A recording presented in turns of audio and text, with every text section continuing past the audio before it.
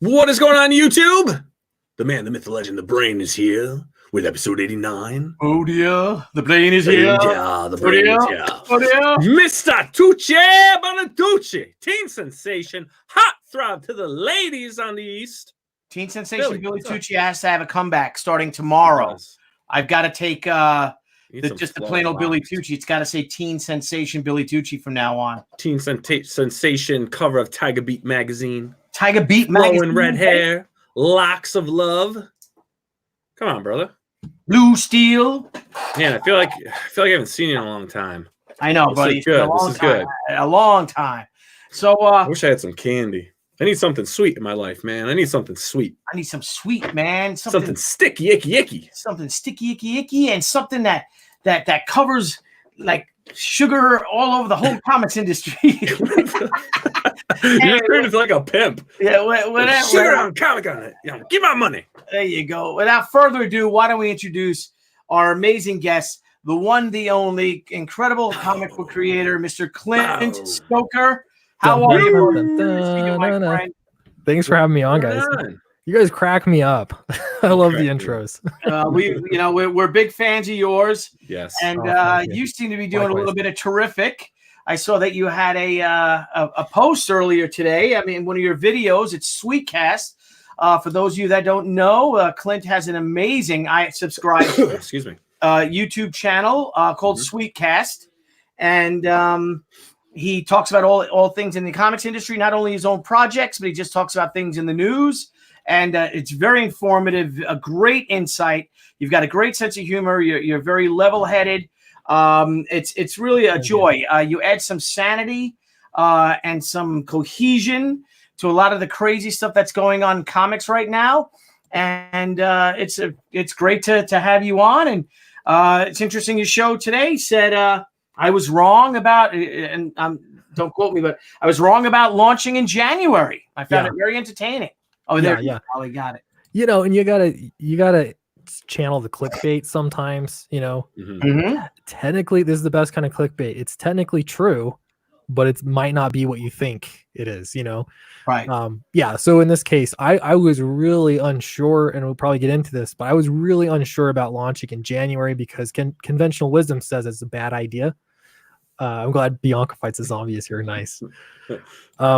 But yeah, it ended up being a great launch for me personally. I've raised the bar for myself, and I'm really like, now that I have one under my belt, it's like I'm competing against myself. So I've been really pleased so far. No, and I don't know if we could pop that up. If we could pop up the campaign, Nile, just real quick, and then we'll get into Clint's life and all about him. But look at that. So Downcast, Rise and Fall. Dude, you almost had $18,000 in a day? Yep. No, this is, I think we've passed 48 hours, but just barely. Like we're pretty close. So this is technically we're into day 3 of the campaign. But yeah, I've had like the big push. Today is the beginning of the grind. I know what that's like. Yeah. So it slowed down a little bit, but backers have been trickling in. The next stretch goal is at 18,000, which we're really not far away from. So is the stretch goal a secret until it's met, or has it been public? Yeah, it's public. They're way down at the bottom of the campaign, but the stretch goal is to upgrade the paper stock quality in the book. Oh, nice. Yeah. It's beautiful. I mean, it's beautiful. Thank you. So before we get into Downcast, Clint, do you want to let everyone know a little bit, let the audience out there, let them in on a little bit about you? I mean, who is Clint Stoker, the man with the olive oil voice and the git fiddle behind him? Yeah. Talks in a very measured tone and doesn't seem to get angry or upset. So who is Clint Stoker? Tell us. Yeah. So I'm that's a good question. I've done some writing. I've started in prose fiction. I've written a couple novels. I love doing that. And I always wanted to do a comic, but that takes more artist ability than I have. Or it takes some money to hire an artist that knows what they're doing. And so, Downcast, the last campaign was my first real, shot at getting my own book made. I tried to take these 8-page pitches to Image Comics. and try to get into anthologies and all that kind of stuff. You know, the typical trying to break into comics kind of story.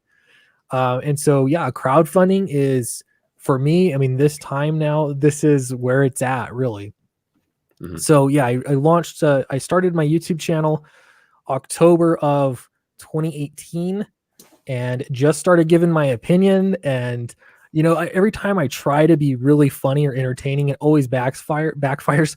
It seems like usually my backers just like me to be, you know, level-headed, measured, and calm. You know, that's what they expect. And so I'm okay. I can do that.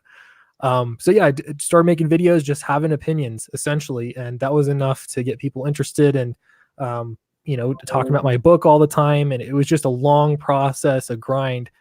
But now the second campaign in, and yeah, it's been successful that I can get my comics out there. It's opening doors, which is great. Awesome. So how long have you been working on your comics? So you've got two, obviously it's your second campaign, right? Yeah. You said you were, you know, trying to push some stuff into Image. So how long has the journey been up to this point?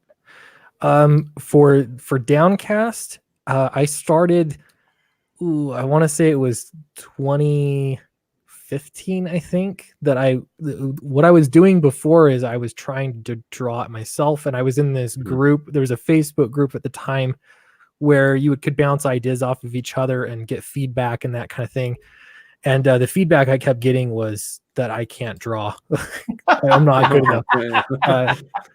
So yeah, that's kind of where it started. I tried, you know, a couple false starts with it. I've done a few other short stories with different artists.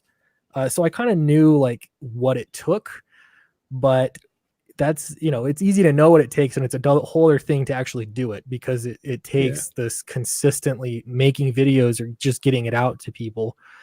So yeah, something possessed me in the fall of 2018, and I just couldn't stop making videos. I had so much to say, you know, and the comic industry has been through a lot lately. Yeah. So yeah, and I just mostly every day ever since I've been making videos.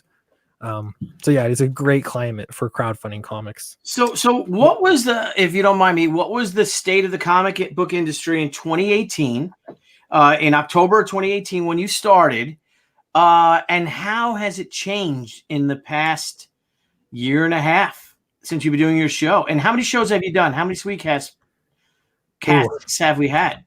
Hundreds. Hundreds. So in the hundreds, you know, I mean, you go on very regularly. I watch you every time it pops up. I get the notification, and boom. Oh, thank you. So, and I love it. I you know, I'll eat my lunch and watch you and listen to you. But what was the state of the industry that actually? Here's someone that, like yourself. I guess you're a comics fan. You wanted to create your own comic. You had an idea for a comic. You joined this Facebook group with others helping each other out, and pretty much the consensus was, you know, we like your ideas, but you really can't draw. Get an art. Yeah. So did you reach out using YouTube and the Sweetcast to try to get an artist, or is it purely like you just had something to say and you saw things that were bothering you, or things that were standing out? Yeah. So it's almost two separate things. Like, because totally full disclosure. So, like, I'd been trying to get into comics, and I had an appreciation for how difficult it is. And I don't know, you have to correct me, but it seems like writers have at least their own set of difficulties that maybe artists don't have. I mean, if you're good at art, that's a big enough hurdle, you know, to get good enough at art. For a writer, it's like, how do you stand out from the crowd? So I, you know, had an appreciation for how difficult it is. And then I'll be honest, I heard about Richard C. Myers publishing, you know, he had the publishing contract with Antarctic Press and Mark Waid and, you know, all that history. I heard about all that, and it just got under my skin that I know how hard it is to get published. It's difficult. And then to have somebody have that, and it just seems like it got washed away. Yeah. It fired me up. And so that's when I started making videos, and I found out that I had a lot to say, because I'm really interested in business in general. And so, yeah, for me, it's a very business kind of aspect. So things have definitely changed. I think, in my opinion, things have calmed down since then, and it's been it's just a different landscape. Things have changed. But there's still a ton. The industry is so fascinating to me. I love to talk about it. And I'm grateful too that people like to listen and I'm just transparent about my process. You know, a lot of the videos I'll be very reflective on what I'm trying, very transparent about it, and people enjoy listening to that kind of thing. And so it's just perfect. So I just kind of talk about what's on my mind. But yeah, at some point, soon after I started making videos, and I was like, hey, people are excited about all this kind of stuff. Maybe this is the time then that I can try and crowdfund my own book. Yeah. So yeah, I just started talking about it, and I really worked hard ahead of time before I even got to the launch period. And thankfully, I'm so grateful. I was fortunate that people saw what I saw in the project, and they were willing to back me up on it. And quite successfully, you've done it, buddy. But I think your show has a lot to do with that. It really does, and it's a great show. It really is. Like I said, Nile and I are big fans. We talk about you all the time. What I find so interesting is how nice you are, and then that you're getting blocked by comic pros. Yeah. I've got haters out there. That's for sure. You do. Yeah, you're just like, hey man, this doesn't really make sense, and then they block you. Is there someone that's blocked you where you're like, what the heck? Why did you block me?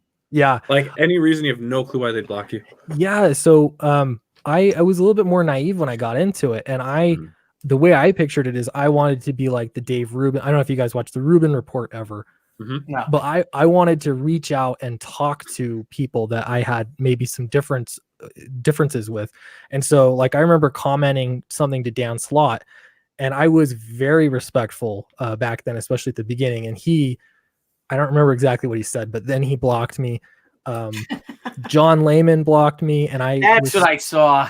I was so kind to him too. I was so nice. But I don't know, I guess, what they've been through or whatever, but I don't know. To me, I don't block people unless they threaten my safety or the safety of my family or something. Right. But yeah, for the most part, I don't know. It's just too common for comic pros to block you if you're even just participating in the discussion. So it's a little weird, but I don't know. It is what it is. You brought up something that I find very intriguing, and we've talked about this with a couple guests now. You said it's threatening your family or something like that. Why does it get taken to that level? Yeah, it's comic books, people. I know. There's this. I don't know. It's a mix. It's weird because there's this, because of the internet and social media. It combines a lot of things, and there is genuinely online activism, which I say over and over. I am not an activist. I'm just a guy with an opinion, and I just want to share my opinion. That is it. And so I think some of it is activism. Some of it is, I don't know. Honestly, I can't really get my head around it completely, but it's been a learning curve for sure. I'm getting a lot better at just ignoring that kind of stuff and sticking with all the positivity, because there's a lot of cool people out there too. Oh yeah.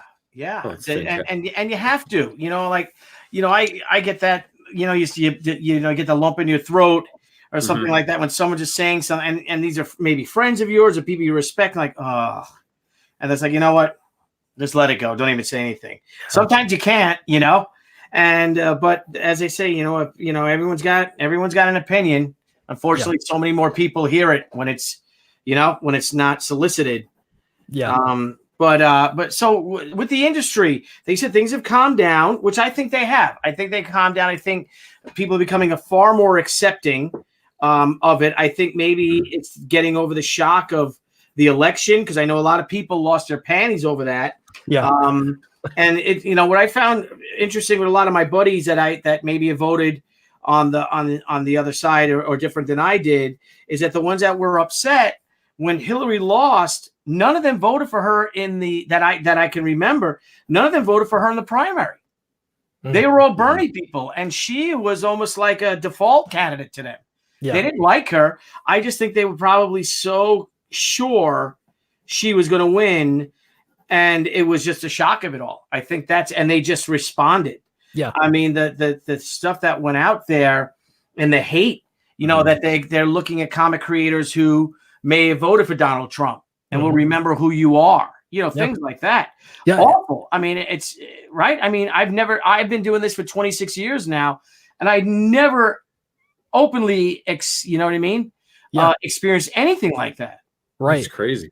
Yeah. I work, I can't probably say too much about this, but I work in academics, and I saw, in 2016, it was wild. Even in my, my family, extended family, it was just crazy how much that election made people lose their minds. And so, I saw, to me, it was like, okay, it's happening in comics. That doesn't surprise me a lot, but there are a lot of reasonable people out there. And it's cool because like I make my videos, and I'll hear from comic pros that work in the industry that watch my channel.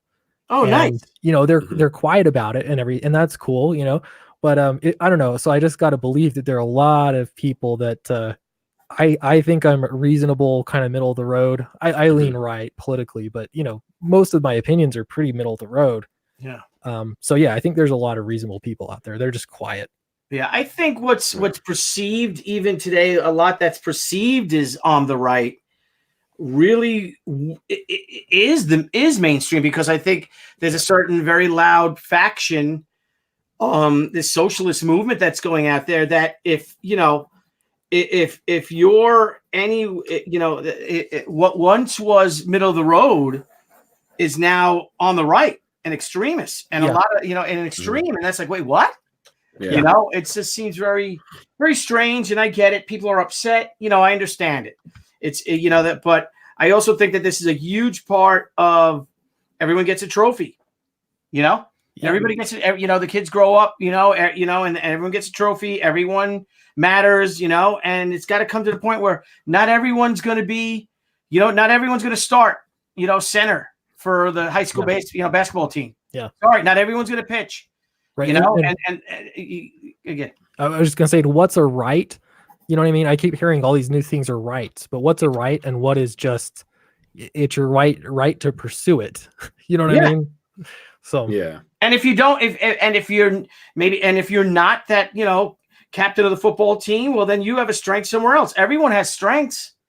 Everyone has gifts. Everyone has something special about themselves. And it's so weird. But when you take that away and people don't get their way, they don't know how to react. No, they get pissed. Yeah, they become keyboard John Gottis, and they get insane with this stuff. It's unbelievable. Yeah, it blows my mind, some of this stuff. Yeah. Well, and I remember you, Billy. This was a while ago. It was probably about a year ago. People on Twitter were calling you a Nazi or something. You know what I mean? Oh my God! Yeah, that was in May. Oh, it was the last May. Yeah. I saw that and I was just like, no way, because I didn't really know you, but I'd seen you talk and things, and you seemed like a really cool guy. So yeah, it just bothered me, all that kind of stuff. There's just so much guilt by association too, or I don't know. Oh yeah. Yeah, and then I blocked some of them, and they were just crazy people. And I had a lot of my friends calling me when that was all going on, who are super well-known mainstream comic creators, and they're just like, they know who these people are, you know what I mean? And but they're also, a lot of them are kind of, they ignore them because they're afraid of them, because that's all these people do is just go online, and they just, I don't know how many tweets a day they send, but they're just negative, and they're gatekeepers, you know what I mean, of sorts. And they're like, just ignore them, block them, just block them, Billy, just block them. And I'm like, wait a minute, block? No, I'm like you, Clint. I want to have a conversation with this person. Right. And like, telling us we can't have certain people on our show because maybe somebody voted for somebody else, like insane. Like, what are you crazy? And apparently they are. They're lunatics, a lot of them. Yeah. Yeah. And, and I think they just couldn't, they have this forum and they're very active on it, and they throw out their unsolicited opinions. And then when somebody responds to something they don't like, they don't know how to handle it. Yeah. And they say things to people that they never say to your face. Yeah. That's the thing. If you were having the conversation one-on-one, most of this craziness would not happen. Correct. Right. Now, there's something, Rot 10 Glory has a thing that I think everyone's wondering, and I hope you'll take questions from, you'll respond to comments. Yeah. So sometimes our guests don't want to do that, but I saw that. can we discuss Clint's resting disdain? Yeah, that's a kind way to put it. Yeah. You know, it's this is one of the nice things about YouTube is people just joke with you and tease with you, you know, and you got to get a thick skin really quick. Yeah. But yeah, I love it.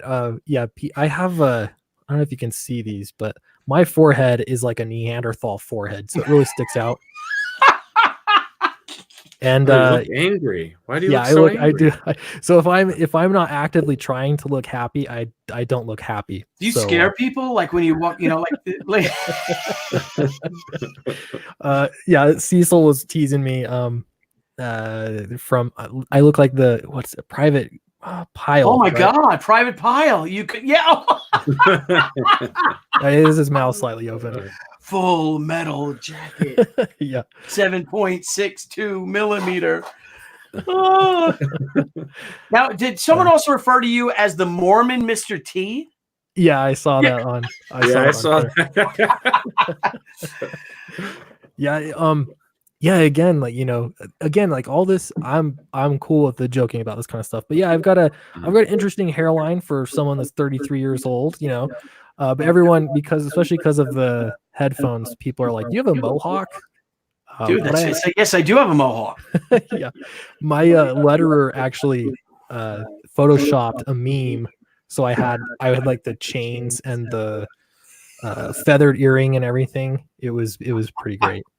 Yeah, Eric Weathers is here. He's the one that. Yeah, Eric is awesome. What's up, Eric? And Bianca Fight Zombie says Clint is judging us, always silently judging. Baldy. Oh, Baldy. There's nothing wrong with that. I kind of got that same thing going, so it's cool. Yeah, you just gotta accept it, you know. Yeah, and I mean, I'm only 19. Yeah, but see, you guys are lucky. You you guys are lucky in a way because you're young, and say you lose your hair. When you're my age, you still look exactly the same. Like with me, what if I start losing my hair now? Then it's gonna people are gonna be like, "Damn, Billy aged." Yeah, look at him. That's right. Yeah, freaking old. So you're too used to it. Yeah, then it becomes like, oh man, I gotta comb my hair. What? Oh my God, what if? You know what I mean? Yeah. If I start looking like Mr. Tucci. Yeah, Mr. Tucci. You could always shave it. You could be artificially, you know. Yeah, like a badass and grow a beard. Though I can't grow a beard, both of you guys can grow a beard. See, that's another thing. I'm 53 years old and I can't grow a friggin' beard. No beard, but you got a full head of hair. I would trade. Yeah, I would trade. You trade the beard, the manly contractor, Green Beret, Navy SEAL, Afghanistan, big beard with really short hair for hair on top. Yeah, as long as I keep my Neanderthal forehead. Then I don't think that sucker's going anywhere. I would go swimming a lot just to whip my hair out of the water. Yeah, I would be like riding motorcycles just to feel the wind blowing. Yeah. You look bad. You look very scary on a motorcycle, actually. Don't you think, Nile? Well, if he's like looking at you like that in the rearview mirror, I'd be like, "Oh, go around." It's like a face reveal. I used to be anonymous, mainly because it was just because I didn't want my family to know. You know, I wanted to talk about other political things. You know, and I started doing that on YouTube. But yeah, once I showed my face, everyone was so disappointed. Oh no! It was like, you just you come up with things, you know. But I think people thought that I was like an 18-year-old kid that I don't know, was probably just more attractive or something. But yeah, I'm not that young, and also I'm not that attractive. Clint Stoker. Sorry, what's that? Teen sensation Clint Stoker. That's right, yeah. And they were disappointed. Now, what's up with the guitar? Do you play guitar? Yeah, I used to be in a band quite a bit. Like, it was a long time ago. It feels like a lifetime ago. It was like 10 years ago. I was really into it, and it just stopped being fun. So I like to play around the house, but I don't do gigs anymore. What kind of music were you guys playing? Yeah. It was like alternative rock. Nice. Yeah, so I would write it, and from there I was like, I wanted to. That's kind of what got me into writing the novels. just because I just enjoyed the writing part so much, Mm-hmm. and I didn't enjoy bandmates. Mm-hmm. That got old. No, Yeah. I bet. Yeah, Especially so when you now, only have one toothbrush on tour. Yeah. It's annoying. I've been there. yeah, me too. I chased the White Dragon when we were on tour. Yeah. You know, But I did meet my old lady. you met your old lady there. She's Which an one? old lady. She got the nicest wheelchair. But really, I mean, seriously, what kind of music? Like, what inspired? Because I played drums. I was in a band, for a while back when in my younger days, and we were heavily influenced by like Deftones and stuff like that. What were your guys' influences? Yeah, I had so I had influences like Death Cab for Cutie and Modest Mouse, and like a lot of the kind of Seattle area sound, but a lot of people told us that we sounded like 90s, almost like Third Eye Blind or like Eve 6, kind of like those 90s emo, emotional. It wasn't. We didn't do not really emo. The grunge stuff. What would you call it, Frank Amazing? Grunge. 90s rock pop. 90s rock pop. That's probably fair. You yeah. think? I like Eve 6. They have that one song that every graduating class has to play. Which one was that? Can I graduate? No, that's not it. What? I don't know what he's doing, but his shirt What just is he came doing? off. I don't know. He's playing air guitar. We never know what he's doing back there. What's he doing? Frank Amazing's real, Clint. Oh, he's not imaginary. He's not imaginary. So we will show you Frank Amazing at the end. He always greets the guest. And nice. Frank will be coming. Yeah, in our 100th episode, Frank will go public. Oh, nice. He'll be coming out. But how? Now, anyway, so Clint, so you have this musical background. I assume you grew up reading comics. Did you like comic books growing up? Yeah. So I didn't read a lot of comics growing up. I did, like, I remember trick or treating one year, and I got Teenage Mutant Ninja Turtle comic book, and I love the Teenage Mutant Ninja Turtles. But I didn't really get into comics until I was like 21, I think. Mm-hmm. So yeah, I'm relatively new to being like a serious reader of comics. But yeah, I felt I started with some of Stanley's old stuff, and then I just tried to find whatever random back issues, and then I was just getting trade paperbacks basically. But I fell in love with comics really hard as an adult, so I kind of missed out on some of the the like era. I know a lot of people love 90s comics. I think I like 80s comics best, if I'm going to go back in the past. But yeah, and especially more recently, I've really been into indie comics for the past few years. So yeah, it's fun. Absolutely. So then that led to the, so you got into comics, but you had this dream. You love your music. You're in your band. Again, as you said, you have some problems with bandmates, that sort of thing. You're like, this is not fun anymore. And you started writing novels. So tell us about your writing about these novels. Yeah. I just love, I felt like, I don't know, I'm just a creative person, I guess. So hence like the music and everything, but yeah, I narrowed it down to just, I love writing. I don't know what I was thinking, but one day I was just like, I could write a novel. I'm sure I could. So I came up with a concept and I started working on it, and it took me 2.5 years to finish it, but I finished it. And then I did the next one, and it took me 2 years. I improved my writing significantly after writing 2 novels. So yeah, then it was a bunch of comic scripts and, trying to improve the craft and all that. So yeah, I don't know. I love novels. It's nice. It's cheap. It's just really time consuming. Yeah. But comics to me are just the medium I love. They're a superior medium as far as I'm concerned.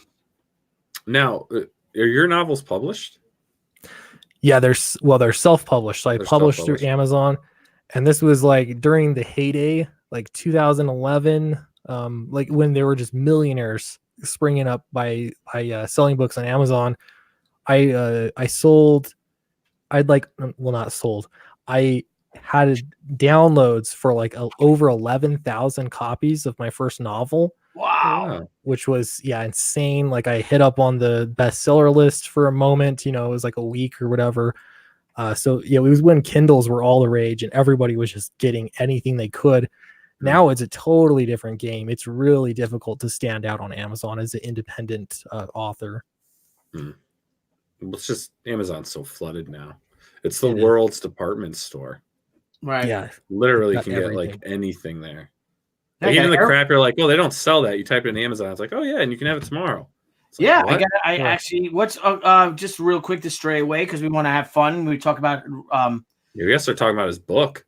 Yeah, we have to talk about your book. But what was the last thing you guys ordered from Amazon?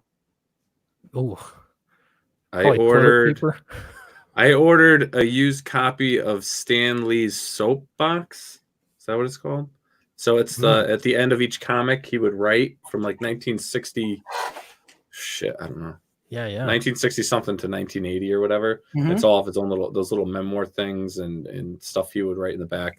And then I bought a package of triangle tip screwdrivers.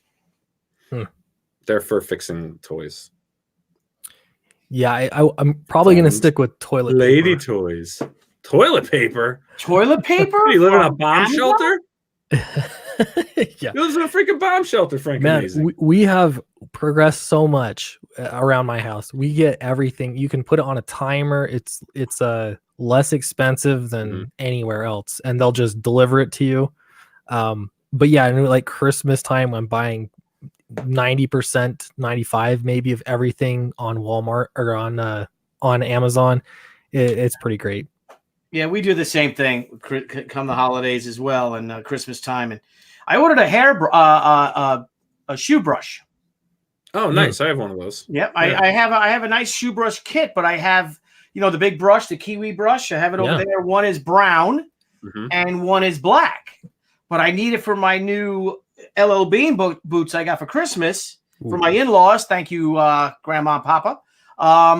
I've always wanted LL Bean boots. Those duck waterproof boots that you get that have a lifetime guarantee. But they have a you could buy a waterproofing thing for the leather and all, for the leather upper, but you can't use an old brush. You're going to ruin it. So I had to buy a brand new brush. Well, actually, you know what's cool about Amazon? I don't know, like here in Connecticut, we have, and there's more still coming. We have all these Amazon warehouses here. Yeah. And they're building more. So now, like literally, like if I'm at work, right, and it's like 9:30, 10, usually like if you order before 12, most of what you want will be there when you get home. Same day. Real? Oh, that's right. Because they're just gonna drive. They just drive it, and there's like every time I'm driving, all I see is Amazon Prime vans just everywhere, and that's it. I mean, I'll like order stuff in the morning. It's here. The only thing we haven't really purchased, I guess, is they have that grocery service now. Yeah, we haven't tried that yet either. But I'm waiting for the drones. When they'll be just flying to your doorstep. Yeah, they exist. Like I've seen the prototypes. It's nuts, but I can only imagine all the issues that might arise. I'm gonna Willy Wonka that and strap myself so I fly back to base with it. I'm like, it's Amazon Village. You can't make an omelet without breaking a few eggs, right, Nile Scala? Exactly. So, all right, so let's get into Downcast, man. Let's get into this. You're good. Let's talk about Downcast. This is book 2. For anyone out there that's not familiar with book 1, can you just give us a brief synopsis of book 1 and where we're headed to in book 2? Yeah, so the book is about a brother and sister duo. They're blue collar teens, and they live and work in a floating city in the sky. And so they are basically forced into a life of indentured servitude, essentially, because their father is in prison, and prison is down on the surface of the earth. They have to work off his sentence, but while they're working, they happen upon the power to control gravity in the city, and so once they're able to control gravity, they become the most powerful people in the city, essentially. Oh, wow. So the story explores how they either abuse or use that power to try and leverage it to save their father. So it's basically the first book, and the second book continues the story arc. It finishes off the story arc. When I say that, people are often like, "What? It's over? I want build this up bigger." It's going to finish the story arc, so there's a satisfying ending in this second one. It won't leave in a cliffhanger, but there's so much. It's such a rich world, and lots of things I could tell in this story. So I'm definitely not closed to telling more stories with those same characters. Yeah, because keep it going, especially the success. I mean, look at this one. Look at Rise and Fall. Yeah. I mean, wow. I mean, and in 48 hours or so, you know what I mean? And I know that, that you got to keep pushing it, and but you have a great platform. Every day you could talk, or every day you can't. I'm not sure every day, but weekly, day, every couple of days you can go on. You have the hugely successful YouTube channel, and I think you're going to be pleasantly surprised with this. Yeah. That's the nice thing too, is people were able to read. I feel like the first one is people were giving me a shot. I did give out free ebook copies of my last book's novel so they could see my writing experience. But yeah, now I've got a book under my belt, and I even did a survey. It was so cool. I polled my backers, and far and wide, it was like over 70% of the people that responded said that they were absolutely going to back the next book.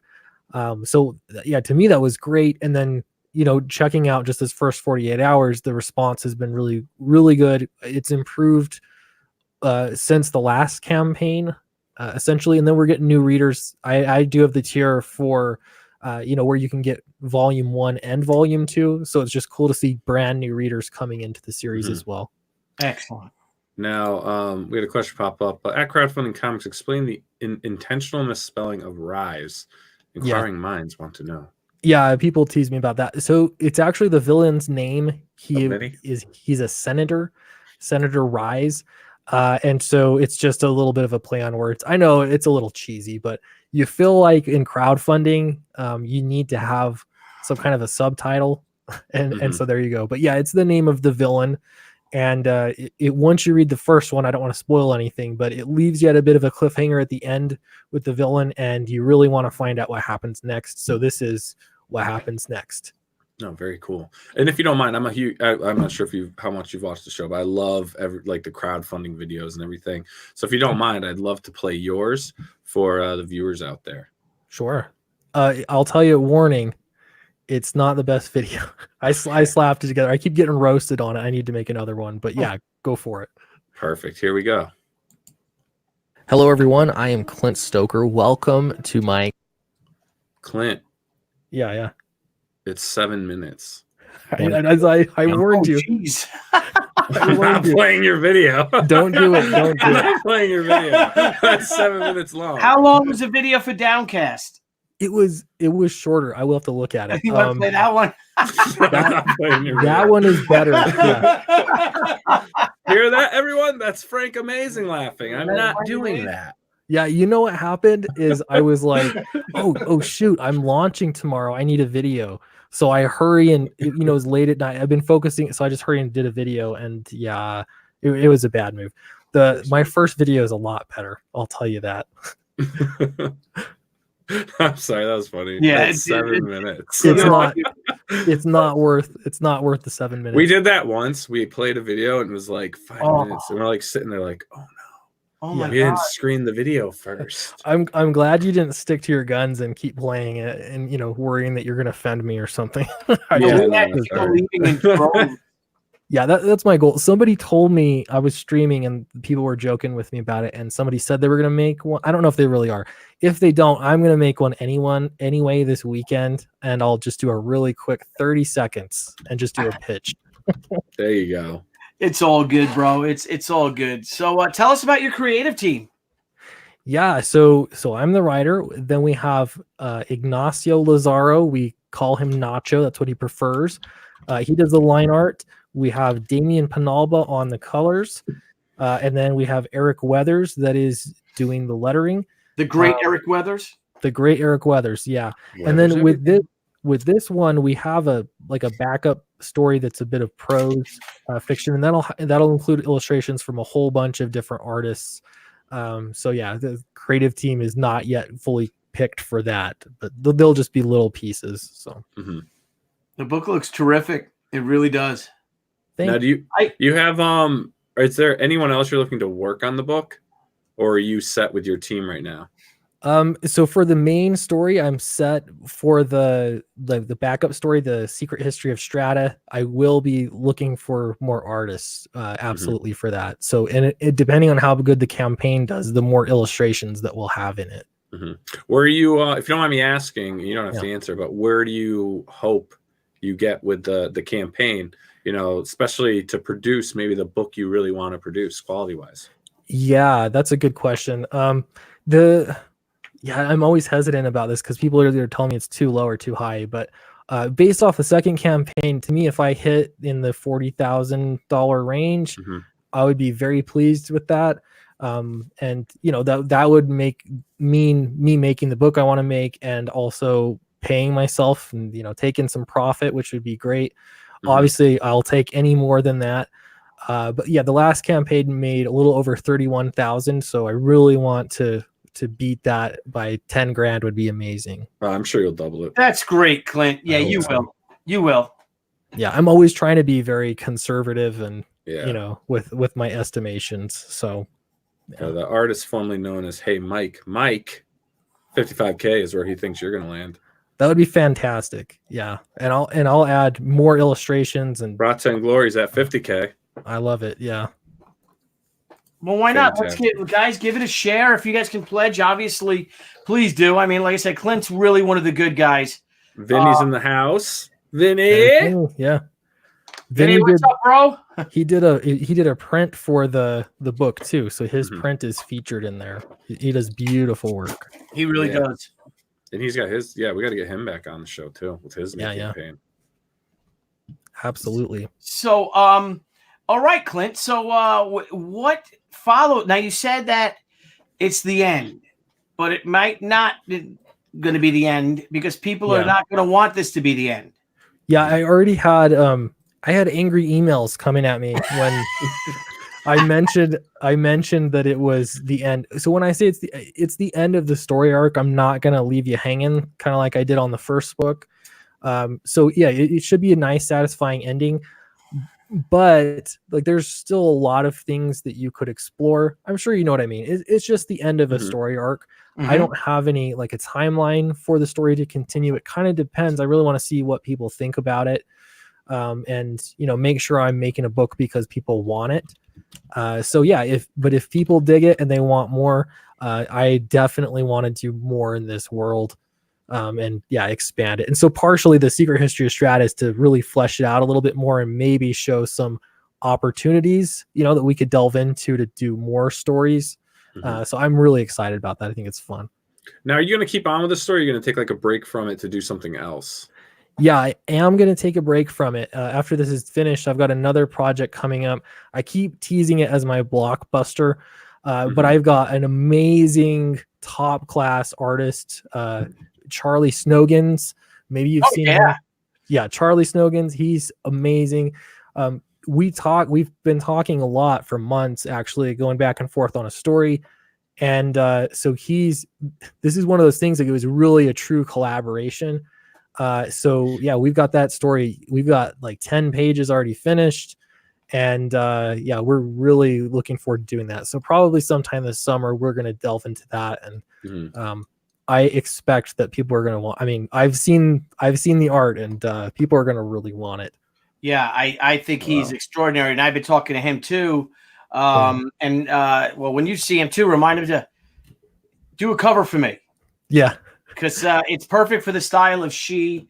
Yeah. He illustrates like I wish I did. Yeah, you know, like everything I love about art and illustration and comic art is what he encompasses. He's got such a great fluidity to his characters, very organic, you know. They look alive. Yeah, they really do. Yeah, they really do. I'm like, I don't know how he does it. It's astonishing. That's a perfect word for it too. It really is. So he had some stuff he was working on, and I think it's gonna be done. Cool. So I'm psyched about that. So now you're selling this book. If you buy the book all by itself, it's $20 only. Yeah. But it's 88 pages. Yeah. Perfect bound. Oh my gosh. And if you got the first book, like it's no joke. Like it it's printed in the USA. Not that, you can get printed elsewhere, but I spared no expense with the book, the print quality. It's very, very nice. I don't know. Part of the reason is I did the first book for $15 because my mindset is I'm breaking into comics. I need people to give me a shot.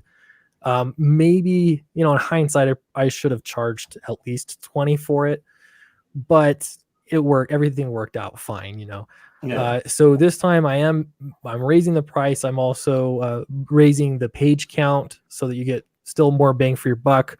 And it's kind of an attempt just to sort of normalize the price point. And now I realize how expensive it is and the risk, things that could have gone wrong and made me just personally lose a lot of money. I'm thankful that nothing that catastrophic happened, but it could have.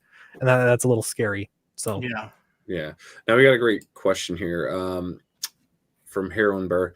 Now that you have 2 issues, would you send them to companies like Image or Dark Horse to continue the series, or have you given up on that avenue? Well, that is a great question. I think it's a good idea to work with publishers. To me, crowdfunding is great, but for me, it's definitely not the end of the road. I think there's a lot more to develop there. I technically have a publishing company that's just under my name. I've got an LLC, but if I found the right publisher and the right kind of agreement, I would absolutely take it because why not? I mean, just going to reach more people. So yeah. And then we got Metatron's Cube. First book was really nice. Oh, thank you. Thank you. And then, what's that, Billy? No. Please read them. No. And then we got here a question. Is there still? So Jason is asking, is there a way still to purchase the first book? Yes. Yeah. On the current campaign, Downcast, Rise and Fall, there is a tier called, I just want to make sure I get it called exactly right, but it's Volume 1 and Volume 2, Cover A. That's the name of the tier. So it's $35. $35 gets you 2 books. You get the entire story. That includes The Secret History of Strata. That's like well over 100 pages of content for only $35. And they're really, really nice books. Okay. And then TJ James wants everyone to check out the tires on Indiegogo Downcast. So you've got some special edition tires. I don't know. Metaphorical, I guess. Yeah, just a misspelling, just messing with Mr. TJ. He's a good friend of ours. Did Downcast start off as one of your novels? No, yeah, it was always intended to be a comic. Okay. Yeah, so part of my thinking was, novels, there are certain stories that lend themselves to novels, and I thought if I was going to do a comic, what would be the ultimate, because you don't need a budget. It's not like a movie, you can do some amazing stuff. And so that's why, I kind of went down the path of A Floating City in the Sky. That's the kind of book I want to read. Kind of reminds me of like Star Wars or Indiana Jones, that kind of vibe. It's I would say there's some violence, but it's totally appropriate for kids. It's I would say it's still rated teen, though. It's going to be a little bit more difficult for super young kids to read. It's the kind of comics that I wanted to make. So I thought I'm going to do exactly that. Oh, excellent. Now let me ask you a question. I had a great comment come up on last night's show, a comment that came through YouTube. And a lot of times we'll ask, hey, you're doing Indiegogo. Would you try Kickstarter and this and that? And they brought up a good point about kind of, their assessment of it, some instances that happened between both. And is there truly, a way to build your brand, and are there, and all this great stuff. Yeah. And, they actually made a comment about making it an episode, and I'm actually want to make it a panel. I'm going to make it one of these episodes is going to be, I think, actually our first panel, which would be, do you do one in, one platform? Do you do 2? When does it make sense to do both? When does it make sense not to do both, or vice versa? What is your take on using, would you go to Kickstarter? What is your thoughts on that? Yeah, that's a great question. I'm not going to pretend to be a total expert here, but I've got opinions. That's like the story of my life, I guess. For me, I look at crowdfunding as not like a shop, like an online place where people are browsing and they happen upon your book. I look at it as this is a point of purchase where you're sending your own people to go buy. So if my theory holds true, the way that I look at it, it doesn't really matter. If I'm posting on Indiegogo and I'm sending the traffic there, then for the most part, that's where I'm getting the funding from, is from my own people that I send there. Now, having said that, there's going to be people that are actually browsing and do stumble upon your book. That happens. I wish I could find good data on what percentage, though, of people are stumbling upon your book. I would suppose. Oh, Art T. Bear. Hey, Art, what's up? Hey, Art, what's up, buddy? One of our favorite comic creators here, Art T. Bear. Awesome. Yeah. So I was going to say, I think I would be interested if there was an experiment where you ran the crowdfunding campaign on one site and you didn't tell anybody you were ever going to go to the other site. They didn't expect it to ever happen. And then you went to the other site and didn't add anything new. If you had a variant cover or something, you're still sending your same crowd because they want to get it. Yeah. But if it was just a duplicate thing on the other site, not at the same time, totally different time, maybe that would be a better, accurate description, demonstration of how many people you're going to be getting from the second site. Mm-hmm. I'm not sure, at least for me, that it's worth it. I love Indiegogo. I love the interface of Indiegogo and the searchability, and I don't know. My audience is mostly into Indiegogo, and I poll them a lot to find out what they say.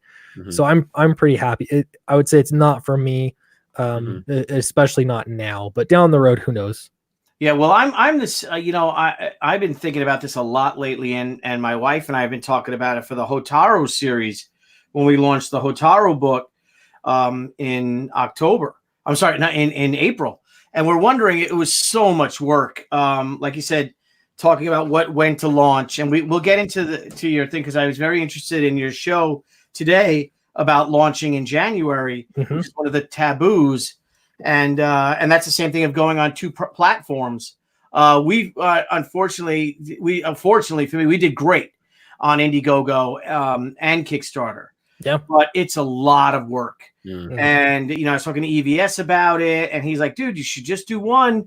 And Richard Meyer was talking about the perception of a book doing really well.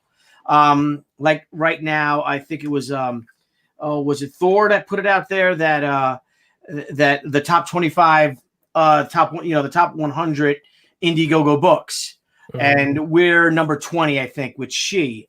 Had we combined the two campaigns, if we just did it on one, say, we would have been number 11 or so. Do you know what I mean? Yeah. And you wonder if people look at that and say, wow, Downcast, Rise and Fall is at, 45,000 already. You know what I mean? Mm-hmm. Man, I want to be a part of that, because they want to be a part of something that's interesting, like Cecil's doing. You know what I mean? Mm-hmm. You're just taking off and people just feed off of that. Do you agree with that? Do you see that as a perception of people? If a book does take off and it's doing super well, you think that helps motivates people to actually back it as well? Yeah, absolutely. Yeah. I think success begats. Is that right? Yeah. Success will bring more success. Exactly.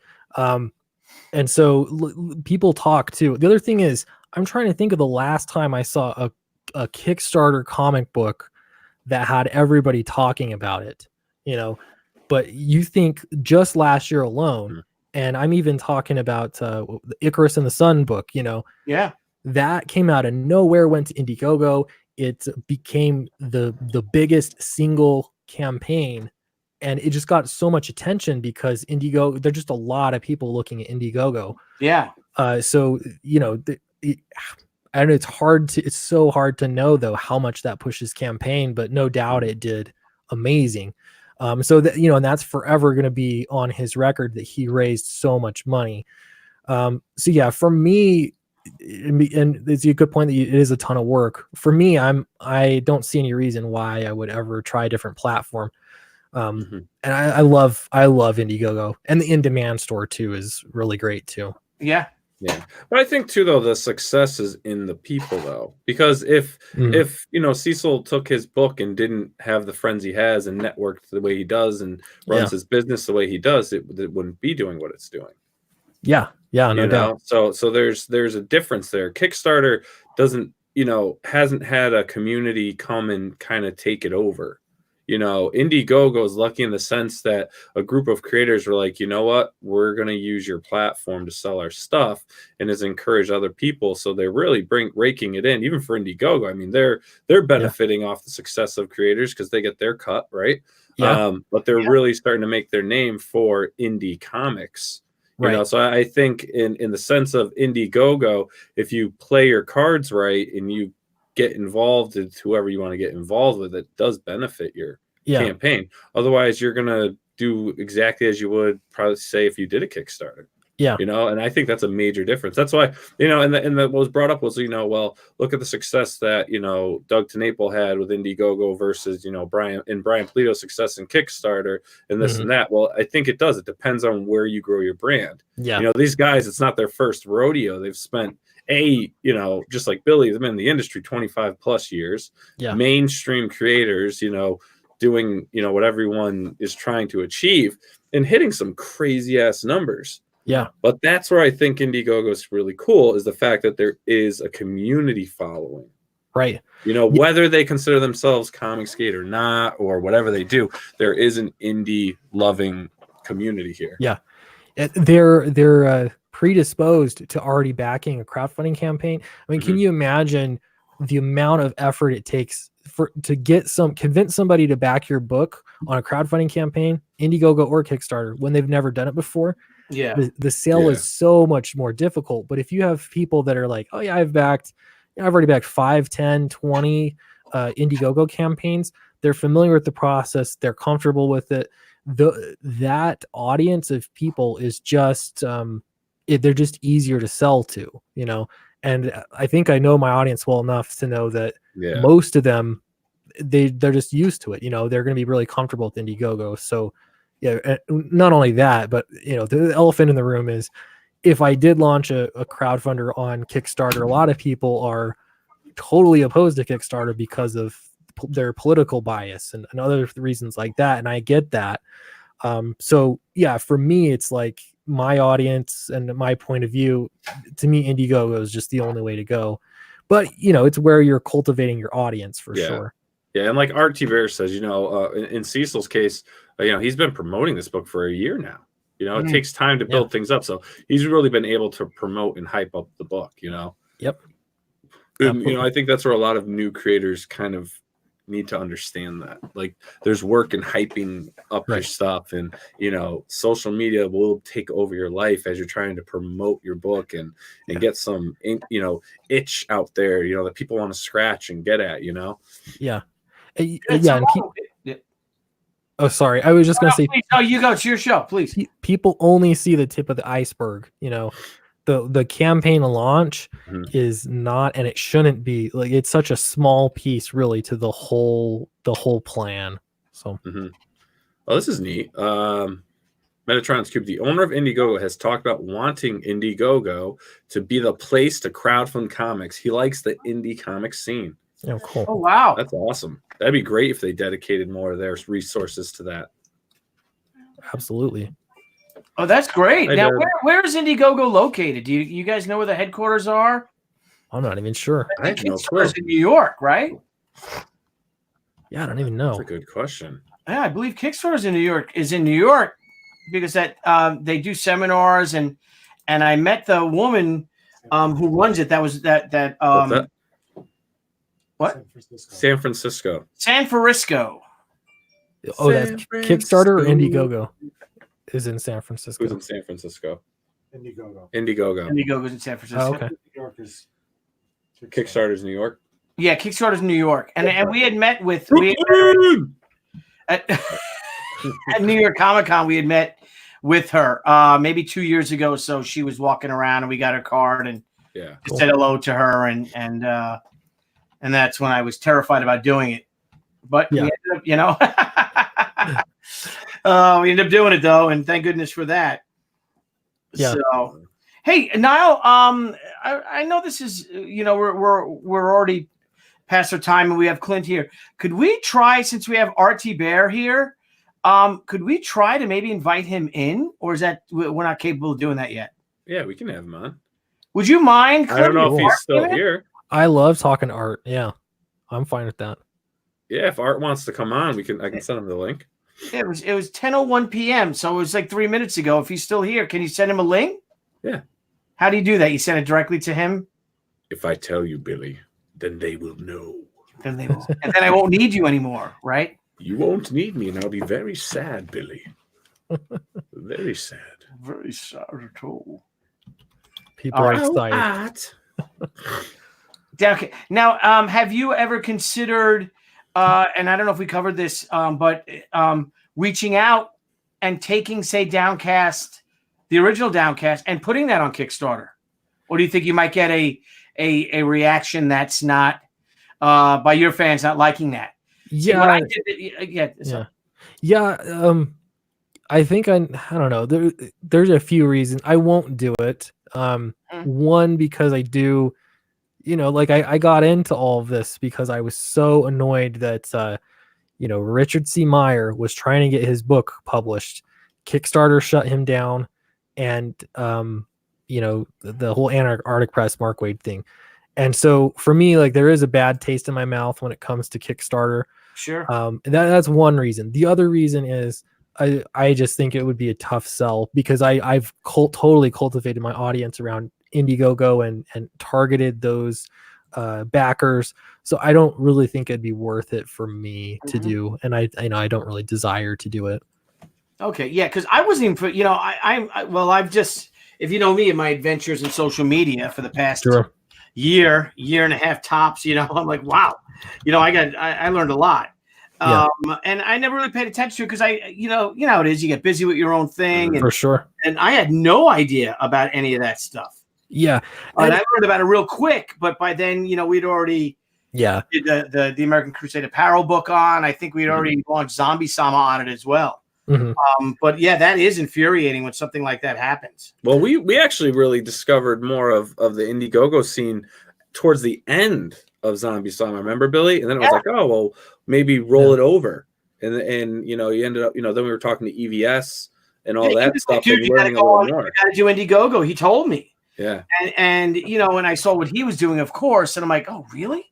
So I was like, would you mind? And he had me on his show and introduced me to the Indiegogo audience. I remember that. Yeah. And we, oh man, I think we made like $10,000. You know what I mean? In like 3 hours or so, just being on his show. And I'll always be appreciative of him and the same thing with the new She book, Clint.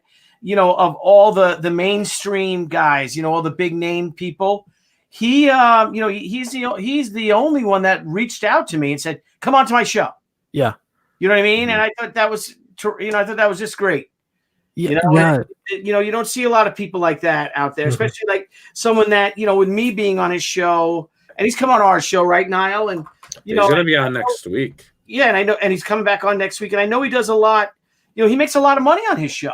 So he's literally taking money out of his own pocket to, you know what I mean, to help his friends out, and that's really cool. And that's you never forget that. Yeah, he launched. I'll never have anything but good things to say about what Ethan has done for me. But yeah, like my launch day, even for example on Tuesday, he jumped onto my stream, and I'm getting super chats, because he draws the people there. I'm getting super chats that he could be making on his channel. Yeah. So he didn't benefit at all from that. I did, and then I sold more books because I have more attention. So yeah, for me he's been great. Especially I was really small channel. He reached out to me and told me that he would spotlight me, and he was really kind. And so he's been the first pro of many now that have been really kind to me. I would say, Billy, you're one as well to have me on the show and be so kind to me. Art T Bear is another one. Like it just kind of opened up new doors to people giving me a shot and being able to network with professionals. So yeah, I'll always thank Ethan for that. Yeah, and you were one of the first YouTube shows I was on. We were on together, if you remember that. Yeah. You know what I mean? And you're like, I'm like, yeah, come on. I forget whose show. It wasn't your show, was it? I know we went on Peter Sameti's show. Yeah, that's what it was. Was that it? Yeah. Sameti's show, yeah. Because that was like right after. That was like the night after we had Peter Sameti on for the first time. Yeah. I'm going on his stream tomorrow night. So. Whoa, weird. That's weird. That's weird. That's wild. It's wild, man. It's freaking wild. That's wild, man. That's wild. This YouTube network is so great. I know. Yeah. So anyway, we should start having like a TV guide type thing. Like, oh, okay, Crowdfunding Comics is on Tuesday nights at 9, and Sweetcast is on whenever he feels like. And yeah. Do you have a primary time? Well, you go live, but do you do more live or actually just uploaded videos? I do regular videos. I go live. I try to go every Monday night, but I will totally, so I just do it random sometimes. But generally speaking, you can catch me on a Monday night. Yeah. How long does it take you to put together a show? For a live stream? Or just your regular shows? I've gotten a lot faster at it. I should probably put more effort into it, but it'll end up taking me anywhere from half an hour if I'm really fast to 2 hours if I'm not so fast. So yeah, I do a very off the cuff essay, basically, or opinion piece for each video. So yeah, and trying to do that every day, it keeps you, I don't know. I could probably put more effort into it, but I don't know when I would sleep. That's great. Yeah, because you work full time, correct? Yeah, I've got a full-time job. I've got a part-time business that I own, and then I've got this YouTube and comics. So it's like 3 different jobs. 3 different full-time jobs. It seems like. Yeah. Nile, I was wondering if art's not in nice, and I didn't even think about it. You have one of Clint's creative teams is on here. Do you want to? I'm just so curious about this whole. Peter Sameti's in too. Peter Sameti's in, or Eric Webb's in. Maybe we could bring Eric in, or Peter. All the cool kids. If you guys don't mind, we just do a quick little thing of adding people to our group, and we could talk about get Eric's take on Downcast. Eric says he's down. Yeah. Eric is Downcast to come on. All right, I'm gonna send you the link via Twitter, Eric. You guys can talk. It's not a silent thing. Jeez. Sorry. Yeah. It's like you guys are all waiting in anticipation. I'm reading the chat. Yeah. Look at me move my mouse. You hear that clicking? That's good finger grip right there.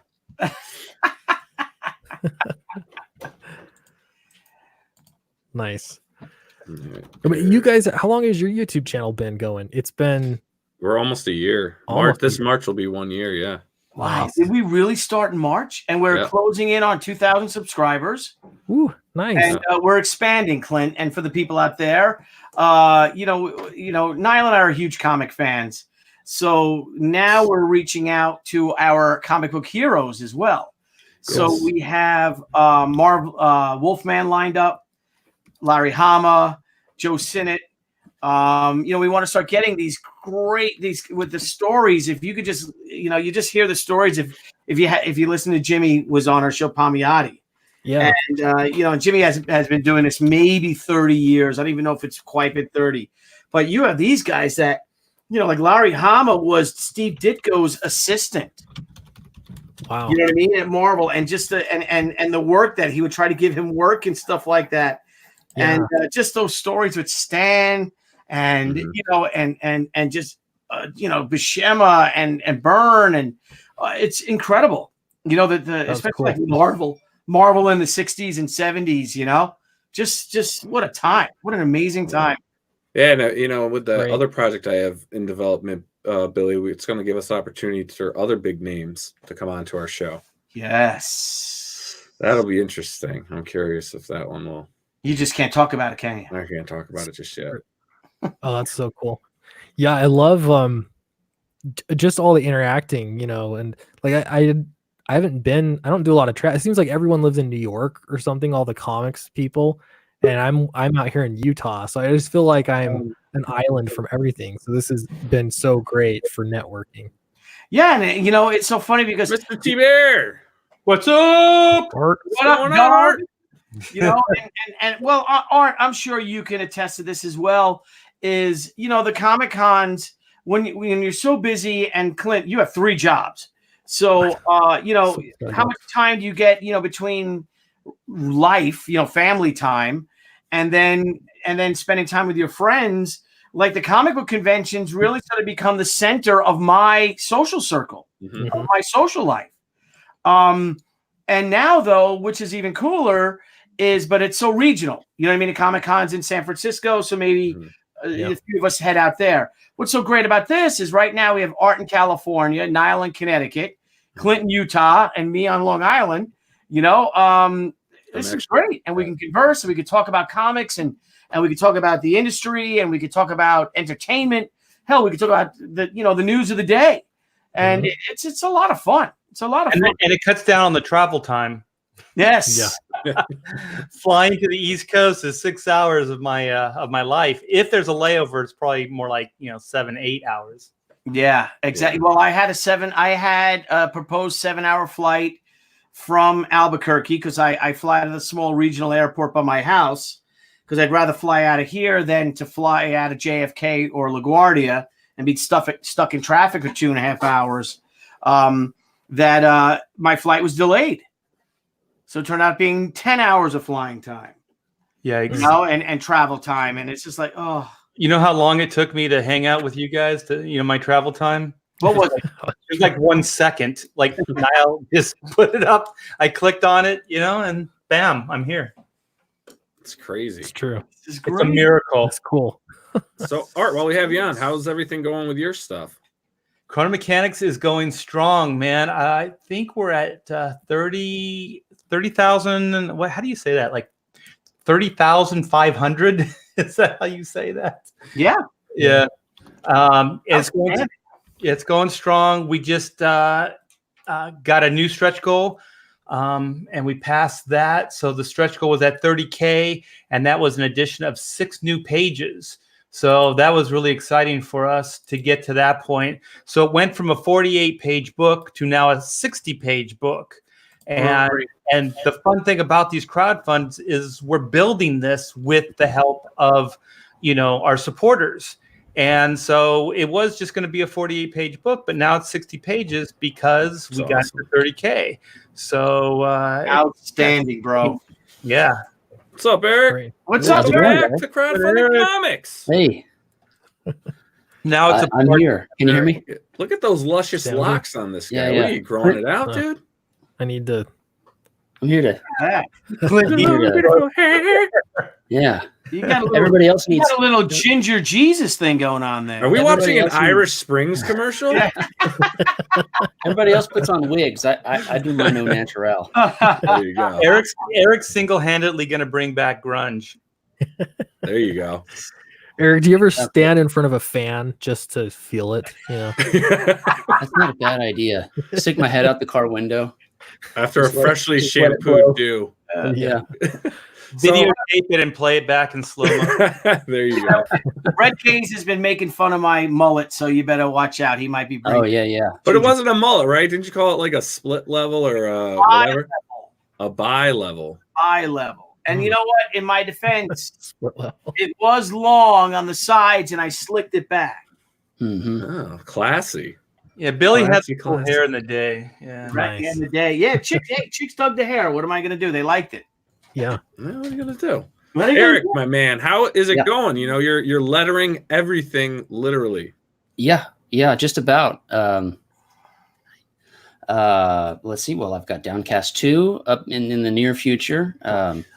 I was working on Graveyard Shift Volume 2 today. Great. I just wrapped up Iron Skies. I recently finished Brutus the Badass. I mean, it's just it never ends. And I'm working on my own book right now. I'm drawing Battle Brick Road over here. Brick Road. Nice. Tell me about that one, buddy. It is. You guys may know it as Operation Zephyr. I just call it Oz for short. It's my Wizard of Oz story.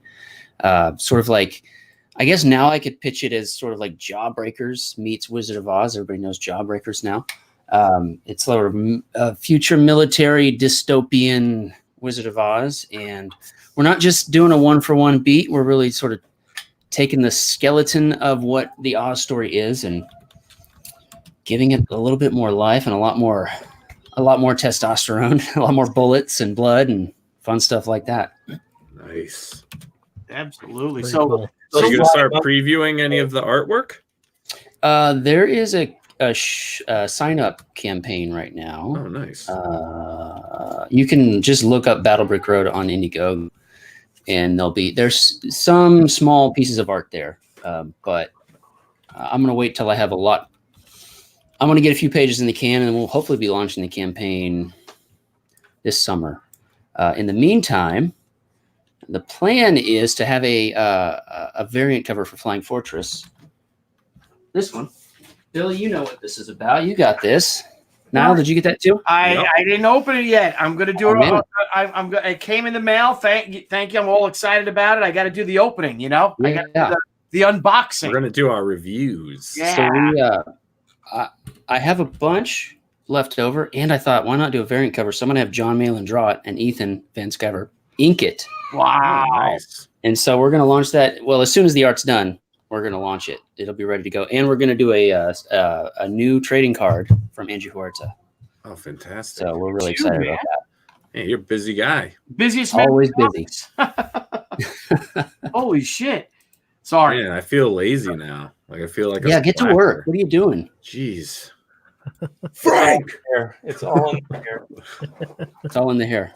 Yeah. If I cut, it's like Samson. If it gets cut, I'm done. Everything falls. Yeah. Nobody's books will be lettered. Nope. It all fall apart. All pictures. It's fill in the blank. We'll do Mad Lib scripts. Nice. So Art, what's going on now? So the campaign's doing well. Where are you with the book? I'm actually formatting page 50 right now to get out to my colorist Narwhal. So it's a 60-page book, so we only have 10 more pages. So we are ahead of schedule, actually, which is pretty rare in the comics industry. So I'm really, really happy with that. So I'm looking at trying to wrap it up by about mid-February and then go to print after that and then see how long that takes and then go into fulfillment. So I'm hoping that the printing process doesn't take longer than 8 weeks. Sometimes it can take longer. Sure. But I'm hoping only 8 weeks. How long does it usually take for you guys? Because black and white was like 2.5 months. Well, did you get it printed in China or Korea? It was China, yes. Yeah, so we're trying to avoid that. We found a printer here. So we think we're going to go away from that because that's the frustrating part. Because you do things stateside, you can get a book printed in 2 weeks. I'm going to look into that. There's one in LA. There's a good printer in LA. I'm going to go down there. I want to get some time, talk with them, and see what they can do. They can also print in newsprint, so I'm going to look into that as well. Possibly do a black and white, like newsprint version, kind of Peter Simeti style. Yeah, you should talk to Peter about that. To him. Talk to Peter. Peter knows all these printers, and he was actually telling me about a printer in LA that I believe it was someone I should avoid. So definitely talk to Peter, but no, Dave, but he has contact with lots of local printers, lots of state, North American printers. Yeah, a lot of the extras in black and white, like the ash cans and the prints and the trading cards and all the extra goodies, we had done locally. And they did an amazing job because I didn't think you'd get this kind of quality, like little mom and pop kind of print shops, but did. And we actually got better prices than we were quoted from the big, Chinese print shops and stuff. So, yeah, I'm definitely looking into that for printing chrono mechanics. Yeah, because you hear also that in China with the, another ladybug. Look, I got another ladybug. Sorry. They love you. They do. They pop. Look at that little ladybug. Look at that. Anyway, I shall coming name for you, Howard. But I digress. That also with the intellectual property theft in China and Korea. Didn't even think of that. Yeah. People say, and I talked to Jimmy. I think it was Jimmy. He's like, well, you print over there in China, they're going to steal your property. Yeah. They're going to reprint your book in Chinese. But think about it this way, Art. Your book's doing really well over there. You're just not getting any of it. Yeah, you're big in China. Your book's in the top 5 comics. I think somebody sent me there's this black and white movie, and I think it's coming out of China. So I was like, wait a minute. Now, Clint, where'd you get your book printed? I got it printed at API Print Productions. And where are they? They're in America. I forget which state they're in. Tennessee. America, Tennessee, yeah. They're the same guys that did Bigfoot Bill, and I know Alterna uses them for things, and Peter is actually the one that recommended them to me, and I've been very happy. I only have one regret, and that was my choice in foil color, because it doesn't look like foil; it just looks black. Oh, but it's fine. Everybody just thinks it's embossed, so I'm like, okay, we'll go with that. But yeah, the quality is so nice. I'm going to use them again for sure. Peter suggested us to them as well, and we said, well, can you send us some samples, of your books, and they just of your paper stock, so we could see the paper stock, and they just sent us paper stock. Oh, serious? Is this really happening right now? So what do you guys think? That Peter's going to try to, it was just brought up in the chat about, alternate distribution. Yeah. If he can get this thing rolling, this snowball taking effect, would that be something you indie creators may consider? Yeah, I think the printing program, especially, I want to start doing conventions. It's just always been something I want to do, have on my table and everything. But I could totally see printing something on newsprint to just give out to people or make really cheap, Well, if he's doing distribution, I don't think you even have to just do newsprint. Oh, right. I think he's just going to ship it out for you. And You're right. You said distribution, and I thought the printer partnership program. He also does that. But yeah, distribution. I mean, there's no downside. Why not? Is distribution the same as fulfillment? Is he just he's competing with Diamond as a comic book distributor. Okay. Now, again, the full details you'd have to ask Peter or go through some of the stuff he posted in the past in regards to it. But I know it would be, technically they would be a competitor of Diamond in the fact that they would be distributing your product as well. Well, the reason I like that is because you can get the print run up higher, and if you can get the print run up higher, then the per book, cost goes down. Yeah. So that's what I like, because I mean, really, a good price break is at 1,000 books, and a lot of independent, projects don't do 1,000 books.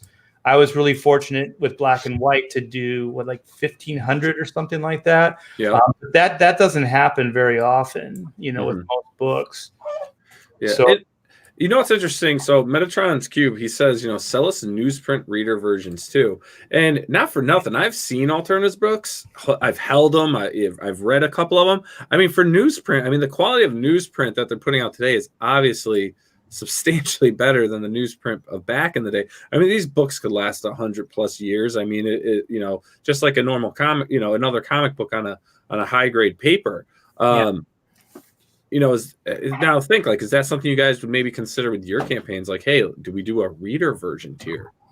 Oh, I'm already considering it for Black and White. Like I said, I don't know if I'm going to do a second chance campaign next, and make available the bells and whistles version that I did, 6 months or so ago. I'm still in fulfillment actually with Black and White, but once I finish, whatever books are left, then do a second chance or do a newsprint version at a lower, entry level price, and then make those bells and whistles versions available at the same time. You know what I mean? So you could pay and get your premium edition, but then you could get your standard edition as well, like a reader copy, like you said.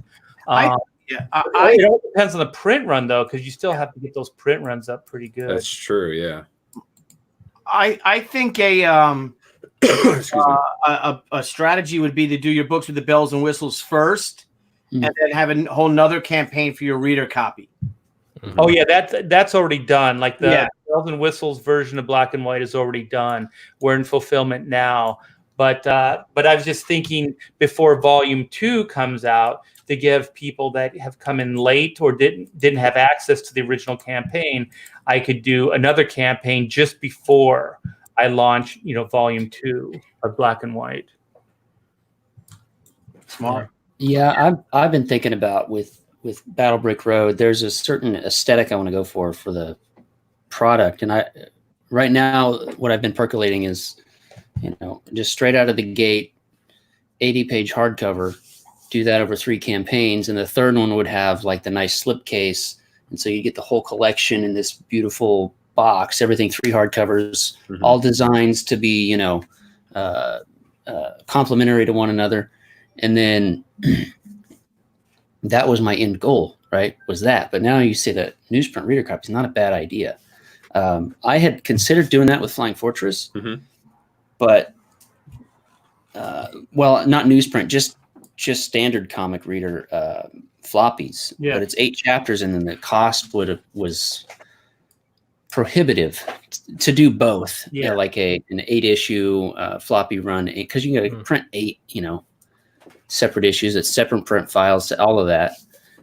However, the thought of doing these on newsprint just hit me, and I know that Peter's got some good prices. So Plus, I might be think the subject matter for your book too. It's got that pulp feel to it. I think that might really work. That could be part of its charm. Yeah, that's true. You know, I got to think about that. I like that. Have the pages yellowed too. Ooh, that'd be cool. Well, you know, we did. What's so funny? No. Flying Fortress has been around for a while, and we did a version of it online, and we aged it, and we made it look like it was printed in 1940. We did color separations. You need to make the red shift a little bit, so on one page, so the red was off, and it would bleed into the balloon and off the page, and all, and it looked really cool. It was very time consuming to do that, but having just doing it that way on the newsprint, you know, 8 new covers, that might be kind of cool. Yeah. Well, what gets me interested in the newsprint is just to bring people back to reading the books. You know, there's 2 sides of it. There's like the disposable entertainment factor. Like when I was a kid, you know, I didn't think about collecting per se. I just really liked reading them. It wasn't until I got older that I was like, wait a minute, these things are worth money. So with these campaigns, I think you could have both. You could kind of have your high-end collectible, and then you can have your more, you know, like standardized copy just for reading and having a good time, you know, and without like agonizing, oh, if I open this, am I going to damage it in some way? So then you won't be as precious about it. I don't know. I'm an older guy. I remember rolling those things up, putting them in my back pocket and climbing trees, or handing them off to my friends. You know, like we weren't that precious about those things. Are you still talking about comic books? Yeah. What did you think I was talking about? Oh, that Scala. Oh, that Nile. What? Come on. Yeah, We explain were it. all thinking it. Yeah. Yeah. It was on everyone's mind. I was just letting it out. We're here to talk about Downcast, bro. Hell yeah. Yeah, You know, that's right. and our new, what you would call it, too, old chum. Our new, I know you guys have been using StreamYard. I love it. I think it's great. Yeah, it's so easy. It makes my life so much easier than doing the whole custom crap with freaking OBS and integrating. I mean, I'm still actually integrating with Photoshop and some of the Adobe programs. I'm still making little graphics to put up, you know, just like this little one here. It's real quick. Yeah. Yeah, That it was looks nice. It was a pain in the ass. It is. Yeah. Import NDIs, put screens, and put. I mean, it is. Yeah, I liked, you know, having the nice little, you know, well, besides Clint, you two were on the original cast, going in through Skype and doing all that stuff. But it was nice to do the little custom screens and the little window pop outs and things, get a little depth. Well, I didn't even have Skype. I had to set all that up so I could go on your show. I know. And look at it. Yeah, I know, dude. Sorry. Because No, it's okay. Yeah. I mean, I'm kind of a big deal, and you did it, and I'm proud of you. You know, Yeah. I grew that day. And you have a Batman cowl. Art's notorious for being a tech genius, so Watch out, you guys. And if you have any questions about technology, don't hesitate, just to ask away. So what is it, you know, while I have all you guys kind of here and stuff, I like to ask questions. I'm a curious person, you know. So what's your guys' take on, you know, the indie scene right now with everything going on in the independent comic book scene? You know, I see a lot of drama things. I see a lot of stuff going on. What's your guys' thoughts? Well, I definitely feel like I've been doing better. Twitter's the devil, I think. But yeah, so I'm kind of operating off this theory now that YouTube is where you go to gain backers and Twitter is where you go to lose backers. Well said. Yeah, That's good. Yeah, I really think that's true. Obviously, I value Twitter enough that I still have an account. I was so close to deleting that though. Mm-hmm. But yeah, it really comes down. I'm just trying to be better disciplined with, people are saying nonsense. Just let them, just walk on by. Yeah. Mm-hmm. So, yeah, I don't know. I think there's a lot of cool people out there, and I don't know. You just do your thing. You get sucked into too much of the craziness, and it's just not good for you. Yeah. Do you find you guys now? Are you finding since you've been doing this, for a while now, maybe over a year or what have you, that you've learned that you just kind of have to ignore that? Yeah. Not get sucked into it and just keep creating and doing what you're doing to the best of your ability. Yeah, and then it's easy to say that, and then something will come up, and that I keep thinking to myself like I got to be disciplined about this. And stuff will come up, but I have been really good. I deserve an award. I'm just saying. But yeah, the past like 2 months, I've been doing really good with just like keep my head down, just ignore people. Yeah. But the other thing too is you get worn out. Like you feel like you have to answer even like well-meaning things. Like I've got to acknowledge everybody. I have a problem with that. But it gets to be too much, especially this week. My mentions were just everywhere because of the campaign launch, and I can't I just can't respond to everybody, and that's okay. Yeah I find it interesting. I used to be like a hawk watching subscriptions and followers and this and that, and like I'd be like, oh cool, but then it's like all of a sudden it's like, oh, I just lost 4 people, and then I'm like, did 4 people really unfollow me on Twitter? Like, or was it a bot that tricked me into them coming on? And then I try to follow. If you follow me, I'll try to follow you. And I'm crowdfunding comics on Twitter. I also have a Nile Scala, which, I'm not on as much. But even with like YouTube, I'm like, really? Because if I follow you or if I subscribe to you, I'm too lazy to unsubscribe or follow. So in my mind, it doesn't make sense. Like, why would you actually take the time to unfollow or unsubscribe to someone? I think I'm like, what is going on, man? I've never done that before. Who's doing this? Yeah. Yeah, I feel like I'm in a... Yeah, depending on the week, it's like 20 people did that. Like, what the hell? Yeah. I've never been one to pay attention to number of followers on Twitter, or every once in a while. I don't know if any of you guys have this, but you'll see a tweet where it's like an automated, 4 people unfollowed me and 2 people followed me this week, and it's just like some aggregator that tracks people's follows and unfollows, and it's just not something that, I guess it's never really been a high priority. Mm-hmm. But to get into your question about how are indie comics these days, I may have a unique perspective, just knowing, like I know things that are coming out.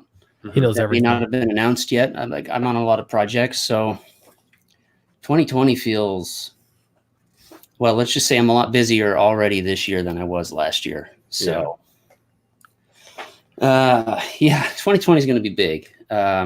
Just there's, you've got the Allegiance books hitting shelves at Walmart very soon. But we wrapped up 3/4 of those books officially. Were Red Roosters on deck. And I listed half a dozen projects that I'm currently working on. There's probably a dozen more in the future. There's also, the infighting, the drama and all of that. If I get involved, I don't see a point in it. If somebody needs letters, I'm here. If somebody needs a logo design, I'm here. If personality A and personality B have a beef, that's their beef. I'm here to just, I'm here to letter your comic book and, provide for my family and all that. So, but 2020, it's a big year. There's a lot of stuff coming down the line. Yeah. So are you better off today than you were 4 years ago? 4 years ago? Absolutely. Yeah. A year ago. This is lettering. I can honestly give all my all credit to 3 people: John Malin, Richard C. Meyer, and Ethan Van Sciver. Because John hired me for Graveyard Shift. And then right after that, right as I was lettering it, I emailed Richard and got the job for Jawbreakers. And, 75, 80% of the projects I do end up on Ethan's show that he's promoting. And it's constantly getting my name out there over and over again. And, I've been very blessed and very, I've just fallen in this sort of pocket, and it's become a day job. But like, this is my 9 to 5. Actually, well, it's a lot more than 9 to 5. I'll tell you that. Yeah. But it's been great. I mean, you never know what the future holds, but as the year was ending and I was wrapping up Flying Fortress, that was all my focus was on there. And then literally on like January 2nd, I got 4 messages saying, "Hey, my book is ready to be lettered, or will you letter my book that is coming out, in 6 months or whatever?" So there's just so much momentum going right now. It's fantastic. It is. It really is. Yeah. So it was funny. A couple weeks ago, I was, cruising through Twitter, and Rob Liefeld had posted a thing saying, he didn't think there was a resurgence in the indie comic scene, and he didn't think that, what they did with Image could ever be done again. And I disagree. I completely disagree with that. I think it can happen again. I think there is a resurgence in indie comics and the attention they're getting, and crowdfunding in general. I think crowdfunding is the new Image. I think with the way technology is and what you can do by yourself and have your total creative control, I think maybe in a couple of years, Indiegogo is the Image comics of this millennia. But I think what he meant was like an actual company that everybody printed and published under, which is not the case. So crowdfunding is different than like a publishing company. So in that regard, I agree with Rob. Like it's a publishing division is different than like crowdfunding a book. All right. Well, everyone, thanks Art for coming on the show. Thanks, Art. I kid. I'm not saying that crowdfunding isn't viable and that it isn't like Image Comics, because I think it is like Image Comics, but it's just not I'm just trying to take his side of it a little bit, that it's not going to be a publishing division. It will have the energy of Image Comics. It will have the big numbers as Image Comics, but it won't be the same as Image Comics. But to say there isn't a resurgence, though, I think there is a resurgence in indie kind of comics, right? Yeah. I agree. And I think with the exposure some of these books are getting, I think some of these independent creators will end up becoming mainstream. Maybe even to the point where some people will call them sellouts, or however the general progression is going to go. But I mean, if your product gets popular, famous, you're hitting the numbers, you continue to grow, you're getting other media opportunities, you're taking them. I think you're definitely going to, like you said, it's not going to be a publishing company. Right. Yeah. But I think it will gain that same energy and hopefully, the fans and the culture behind them. I think it already does. That's where I'll agree. I was just trying to be fair with maybe that's what Rob was thinking. Yeah. But what's interesting is like today I saw Brett Booth again floating the idea of him jumping over in crowdfunding, and then what happens? I know that there are a ton of pros in the industry that are playing with the idea. I hear echo. I don't know if that's just I hear echo too. What is that? I don't hear any echo. That means you're the one. I hear it. Yeah. I hear it too. Am I echoing? Chip. Everyone else is. I don't know. This isn't OBS and stuff. I don't have control over anyone's audio anymore. Yeah. I don't know. Turn your speakers down. I don't know. I got headphones in. You got headphones in. Oh, weird. Yeah, I can turn my speaker down, but I didn't. Echo stream. This is the best. This is the best radio right here, guys. Outdated radio voice. Yes, here we are. Does everyone out there have an echo? Fans, people out there, friends? I think they hear it. Muttman said echo. I don't hear anything. You hear echo? Mr. Yannick Way. Jesus. I totally hear an echo. Killing me. Well, I just muted my mic and it was still echoing. So Same here. The jury's still out. We'll have to investigate further. It's like whack-a-mole. Yeah. We could we could mute one at a time. Everyone but Nile echoes. Everyone but Nile echoes. Well, way to go, Nile. I don't freaking know. Let's try this. Let's make this go away. Did it stop echoing? Is that better? Oh, that's better. That did it. that is better. That is better. All What right. did you do? It was Nile. It's the screen sharing. Mm-hmm. Interesting. Screen sharing did it.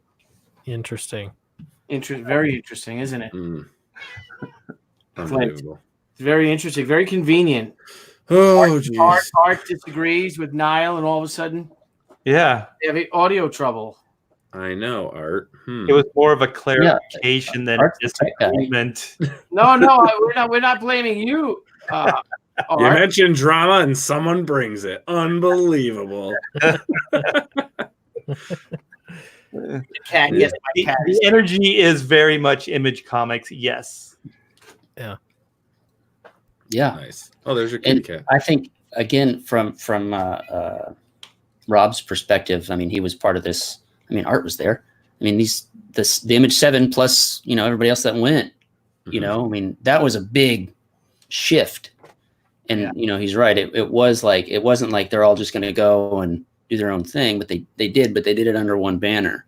And Comicsgate or this new indie movement isn't that. I mean, it is, but it's not, you know what I'm trying to say? Because it's not a publishing house. It's not, it's not pointed in one. But having said that, I think it's better than Image Comics because we're doing this because we want to. We're sharing platforms and we're promoting each other because we want to. It's not because it's mandated because we're a corporation or that we have some kind of shared interest in like stocks or whatever it is. It's not like that at all. I mean, we're doing this voluntarily and we're each other's promotions basically. Yeah. This has never happened. This kind of shared movement with people just volunteering platforms, helping their, fellow comic artists. I know Billy's an older guy. When I broke into comics, man, there was a lot more of this like camaraderie and like people helping each other. And I think this is healthy. This is the amazing thing. And this is why I'm here and hanging out with you guys because, I've never seen anything like this. So if Rob wants to say it's not Image Comics, fine. It's better than Image Comics. I like it. It's in our self-interest too. You know what I mean? To help each other out. When there's so-and-so has a book up. Like, I've got a book up this week. I have had so many help from people. And, I might have retweeted something that they've done or had them on my little stream. It's just cool to know that there's this whole network of people that, you're promoting a book, I'll help you out because I know eventually, it's going to be the other way around and, I'm going to need some help or whatever. So I think it's really helpful. It helps grow the audience for everybody. And also what it does is people that have more established platforms are sharing it with a lot of people that don't have a voice yet, but have talent. So there's a lot of new people coming in too, which is going to extend the growth and is going to extend the longevity of this. And then they'll get established and then they'll share it with the next and so on and so on. So it doesn't have an expiration date. You know what I mean? Like this doesn't have an expiration date. It's just going to stop when everybody decides that they don't want to do it anymore. But I don't think it has a built-in expiration date to the idea itself. Yeah. Agreed. Well said, Art. Well I said. agree. Thank you. Did I redeem myself? Yes. Okay. You earned a cherry Coke. I was a little nervous there. Unkicked. Cherry Coke. I was at the grocery store today. Now they have Coke energy drinks. Really? Yeah. Ooh. It's like Coke and Cherry Coke with extra caffeine and B vitamins. Do you guys remember Jolt Cola? Yeah. I never tried it. I never tried Jolt. Yeah. You're better. You're a better man. Yeah, I was bouncing off walls anyway because I'm, All I can say is the marketing promise of Jolt. You guys, you got the jolts, man. The jitters. Is that you sit there, right? You're up trying to do your homework, your class projects or something. Or you went to art school, right? Or did you? Not really. I'm more self-educated, but I did kind of bop in and out of junior college when I could afford it and when I had time. Well, you also were working then too, so you had to get you had to get 3 pages done overnight. Break out the Jolt. Yeah, definitely. Yeah, I think I just did it once or twice, and then I got heart palpitations, and I was like, nah, I don't think so. I think that was Surge for me. Remember Surge? Yeah, Surge was. It's right there with Jolt. Was the bomb, as they used to say. Eric got serious for a minute there. He's like, yeah. Now, Clint, what did you do to get that forehead of yours that you're... No, I'm sorry. It was Surge. It was Surge. It's just a callus from crushing Surge cans on his forehead. After years of that. We do 2 of them, so we had it on both sides. Yeah. I'm sorry, bro. No, you're good. You're good. I apologize. It's all part of the game. Mr. Yanifway was making fun of my weight in the chat too earlier, so it's all good now. Yeah, I saw that one. I was like, I'm not going to click on that. I was like, that one was just a little too mean. He watches, I think, like he's often in the chat in my streams, so I love him. Yeah. Nice. So, well, Eric, do you still have your YouTube channel? Yeah. It's very difficult for me to get the time carved out to do do a video, do a stream, and I don't devote enough mental energy to figure out what I want to do with it yet.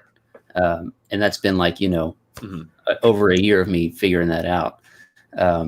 But it's still around. I also started doing Twitch because there's an audience there that's not being reached. But that'll also be a slow climb. But I had done Twitch 2 or 3 years ago, back when I was learning painting, digital painting. And I built a small following there, but then I even got monetized, and things changed, and I just couldn't do it anymore. And I want to go back to it, and maybe letter on stream. I'm sure that's riveting entertainment.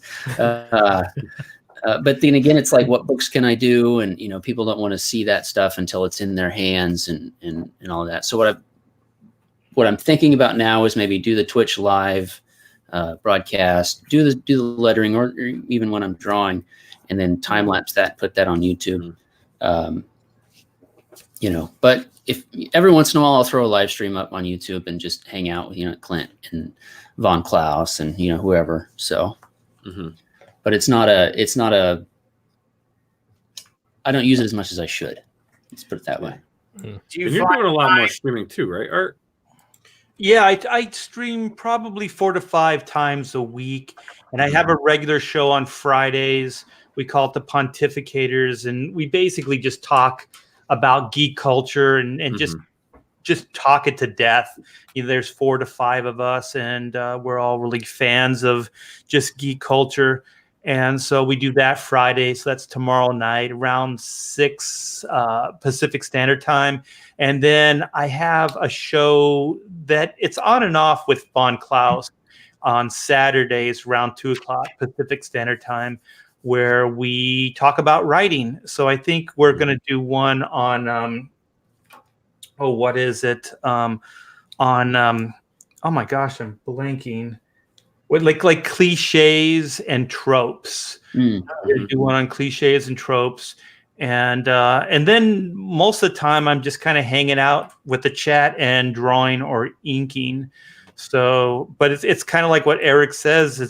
It's I'm getting down to the wire with Chrono, and there's a lot of pages I just can't share. Yeah. So I want to go live. I want to draw and hang out, but at the same time, I don't want to have all these post-its all over, vital information. Yeah. Yeah.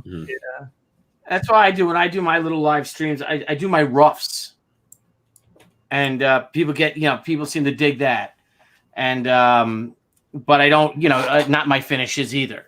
So they're a little scratchy and a little messy and things like that. Well, speaking of pop culture, if I may jump in here again, I apologize, Clint. We should be talking about Downcast. I'm good. But film.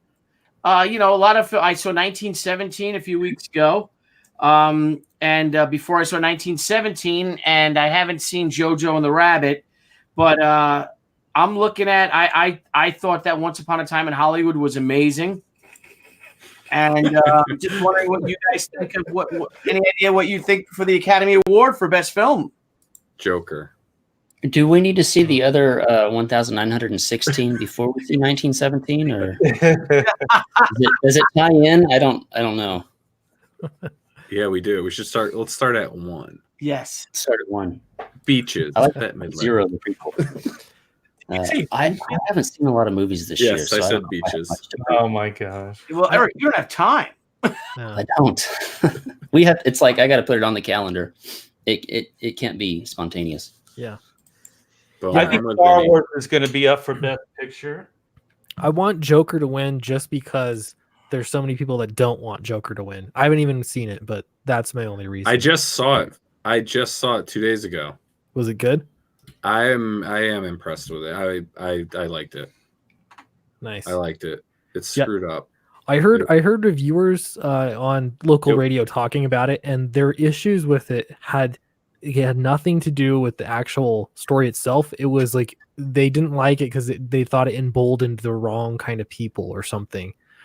Like sad, like people that are they're worried about incels, rising up and killing people or something like that. I'm like, there was that. They tried to manufacture a shooting, pretty much. Yeah, that never happened. So no, and I mean, point blank, that the movie has one strong message, which is rings true, I think, in this country, and it does point it out. And I'm not gonna really spoil it for much, but it's about mental health, and no one gives a shit about it. Yeah, it's not about this a gun sitting on the table isn't going to kill anyone. It's the person that's going to grab it that can't handle it. That may that's the weapon, is the person. And people aren't looking at the person and the people and the mental illness that's going on. It's being ignored, and that's you get that message a lot. They basically flat out say it. Yeah, they actually do. They do say it at one point.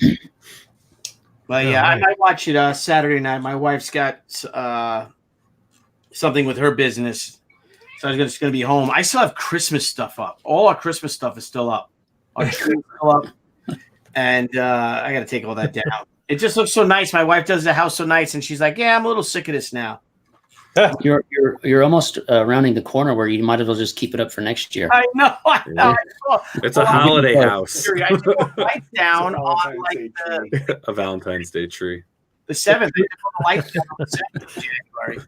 The tree's a fire hazard. Take it down. I know. Art T-Bear, I know. Save your family. Take it down. Take everything down. Just make it a holiday house.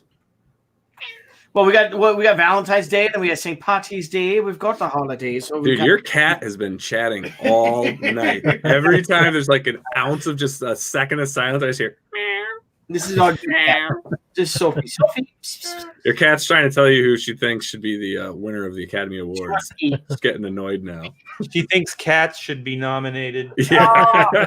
Oh, that's what she's saying. All right, cats. She's a huge fan of Taylor Swift, so it's a no-brainer for her. She loves musicals. Did you love Cats? Man, watching the reviews or reading the reviews for Cats was the best part about Cats. I've never seen it, but the reviews have me coming back for more reviews. It's hilarious. Dude, I was forced to go see that damn Broadway play, I think 3 times. It was a nightmare every time.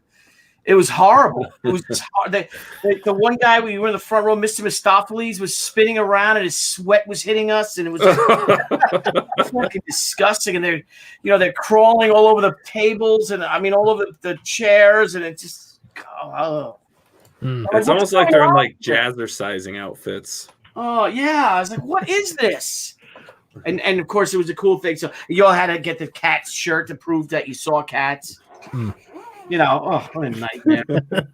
Frank Amazing's liking this one. Clint, did you hear that they even released Cats before it was finished? Like the special effects weren't even done yet. Ooh. Yeah, I heard about that. Yeah, they were done. Wow. The movie was just so bad that they said they were adding some technical stuff and they recut it.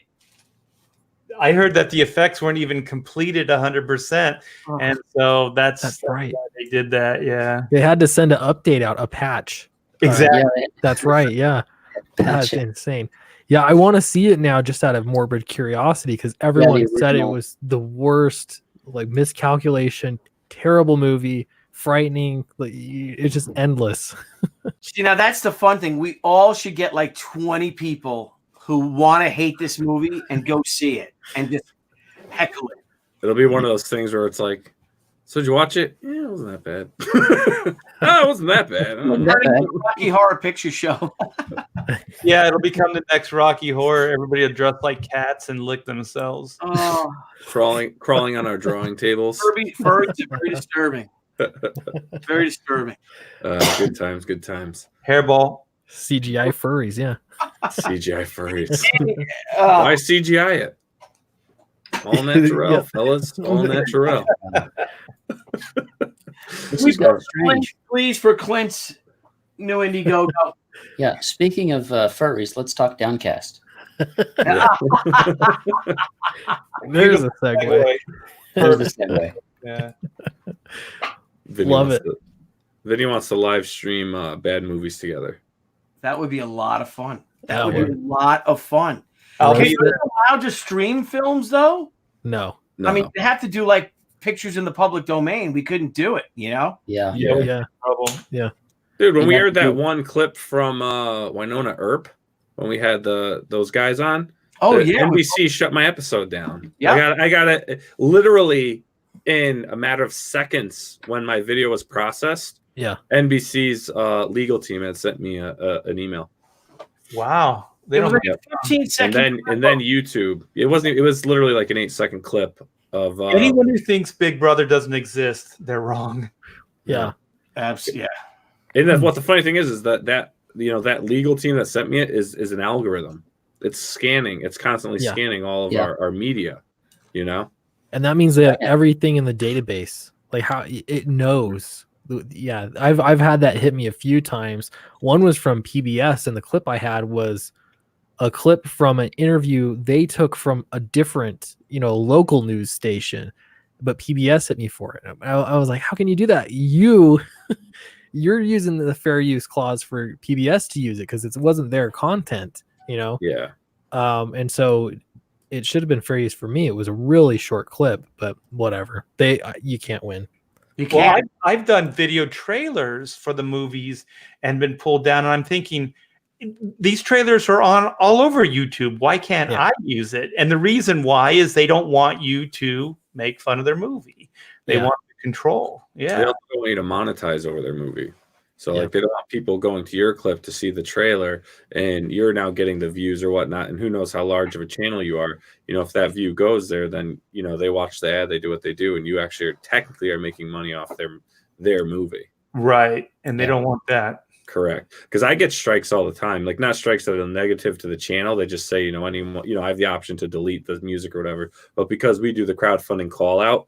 People don't realize a lot of the music and stuff that they're putting in their campaigns are copyrighted material. Yeah. Yep. And that the thing will come over, but it doesn't. I rather just forego it and leave it alone. Mm-hmm. Absolutely. Absolutely, it's not worth it. Yeah, it's not worth it at all.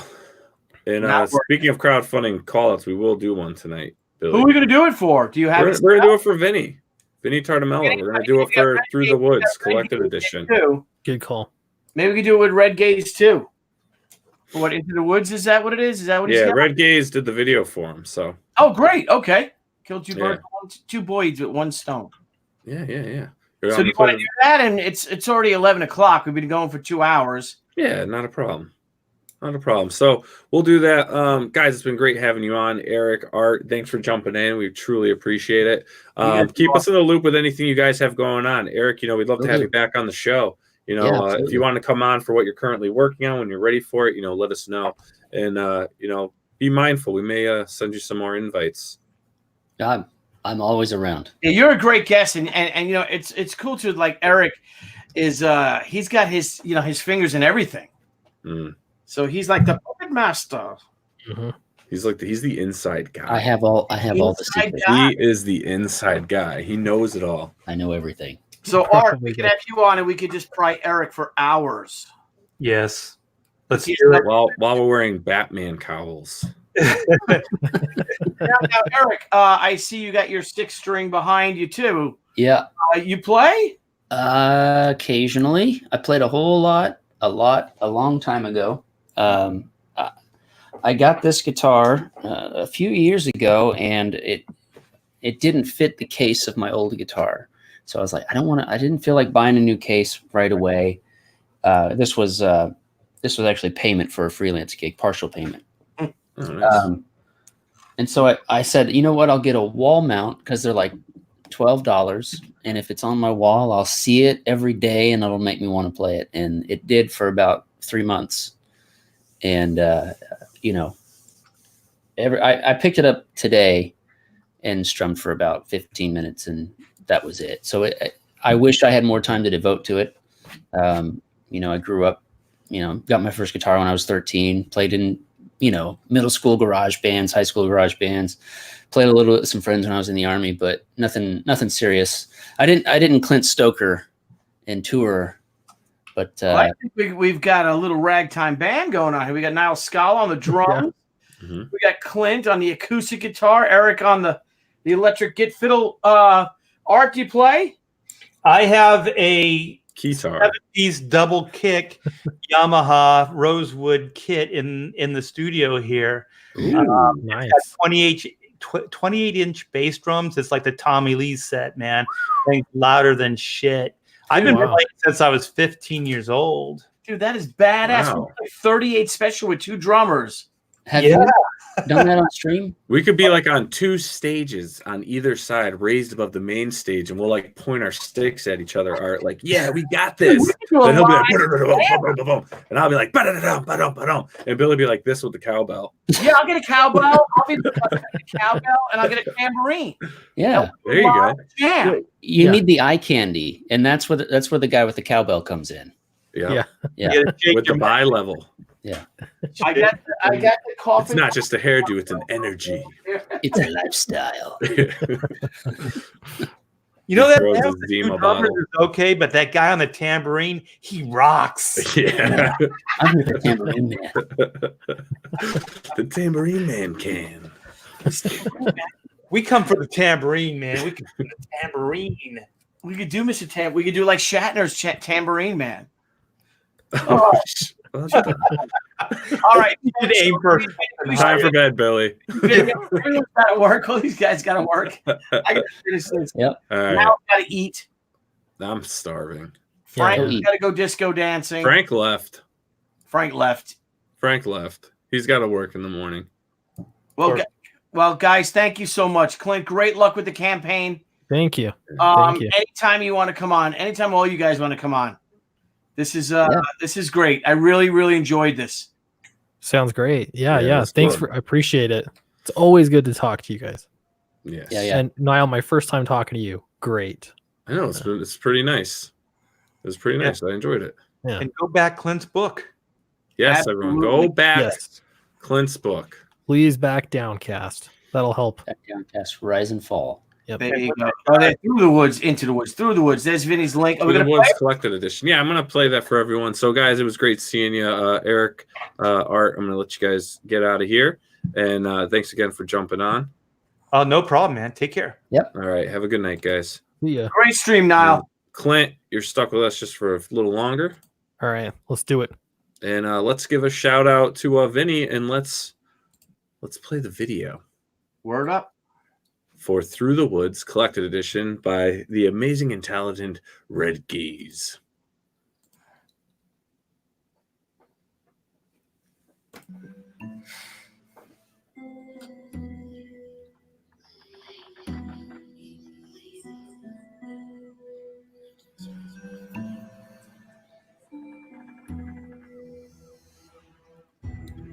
From Frankie and Vinny Tartamella comes Through the Woods, the Collected Edition.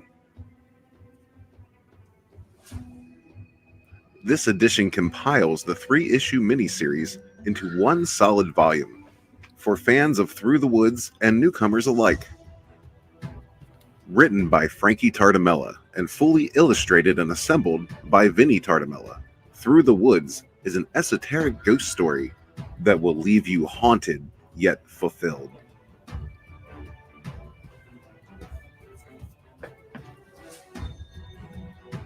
Follow investigative reporter Laura Langley as she unearths the tragic history of her newly inherited home and cabin in North Hudson, New York. This is a tale that started 100 years earlier, when this very land was a loggers' camp in the early 1900s. Laura's investigation finds her learning of her family's past and accidentally reawakens a restless spirit. Find out what else is haunting the pages of this completed series.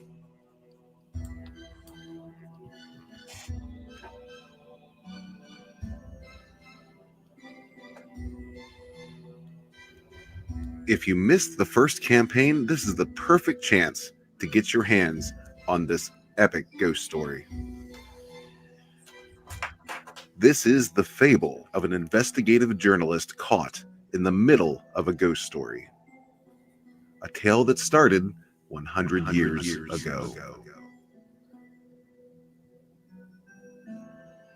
Don't miss this second chance to take a midnight stroll through the woods. Epic. Ooh, epic indeed. Well done. Well done. Art's fantastic too. Oh yeah. Yeah, that's great. Well, Clint, you are an extraordinary guest. We're very Thank you. happy for you. All the success you're having right now. We can't wait for you to triple it in the least. Yeah, And, I'm looking forward to it. You're a very, very talented young man. I got to tell you, very impressed. Looking Thank you. forward to more Sweetcast. And I'm getting tired now. Yeah, you getting sleepy, bud? Yeah, no, great Go to job, bed. guys. Make sure to back Downcast. Keep going. 29 days left. He's just under 18,000. Hopefully, they can break that by Friday night. And 361 backers. Keep it going, Clint. Keep us in the loop of what's going on. Tag us in your posts. We'll continue to share your campaign through Twitter, Instagram, and Facebook. Because shockingly, Facebook sells books still. It does help sell your books. Yeah, it does. Family and friends, people. Yep. So, anywho, guys, thanks so much for coming on to the show, and we will see everyone next week. Thank Sounds you, good. Vinny. Great luck with you, Vinny, with the book too, with Through the Woods. Yes. Thanks Yeah. a million, pal. We're looking forward to having you on again, and following Sweetcast, buddy. Great. Thank you. Appreciate it. All right, guys. Have a great night, and we will see you all next week. Thank you. Good night, boys. Bye Good bye. night.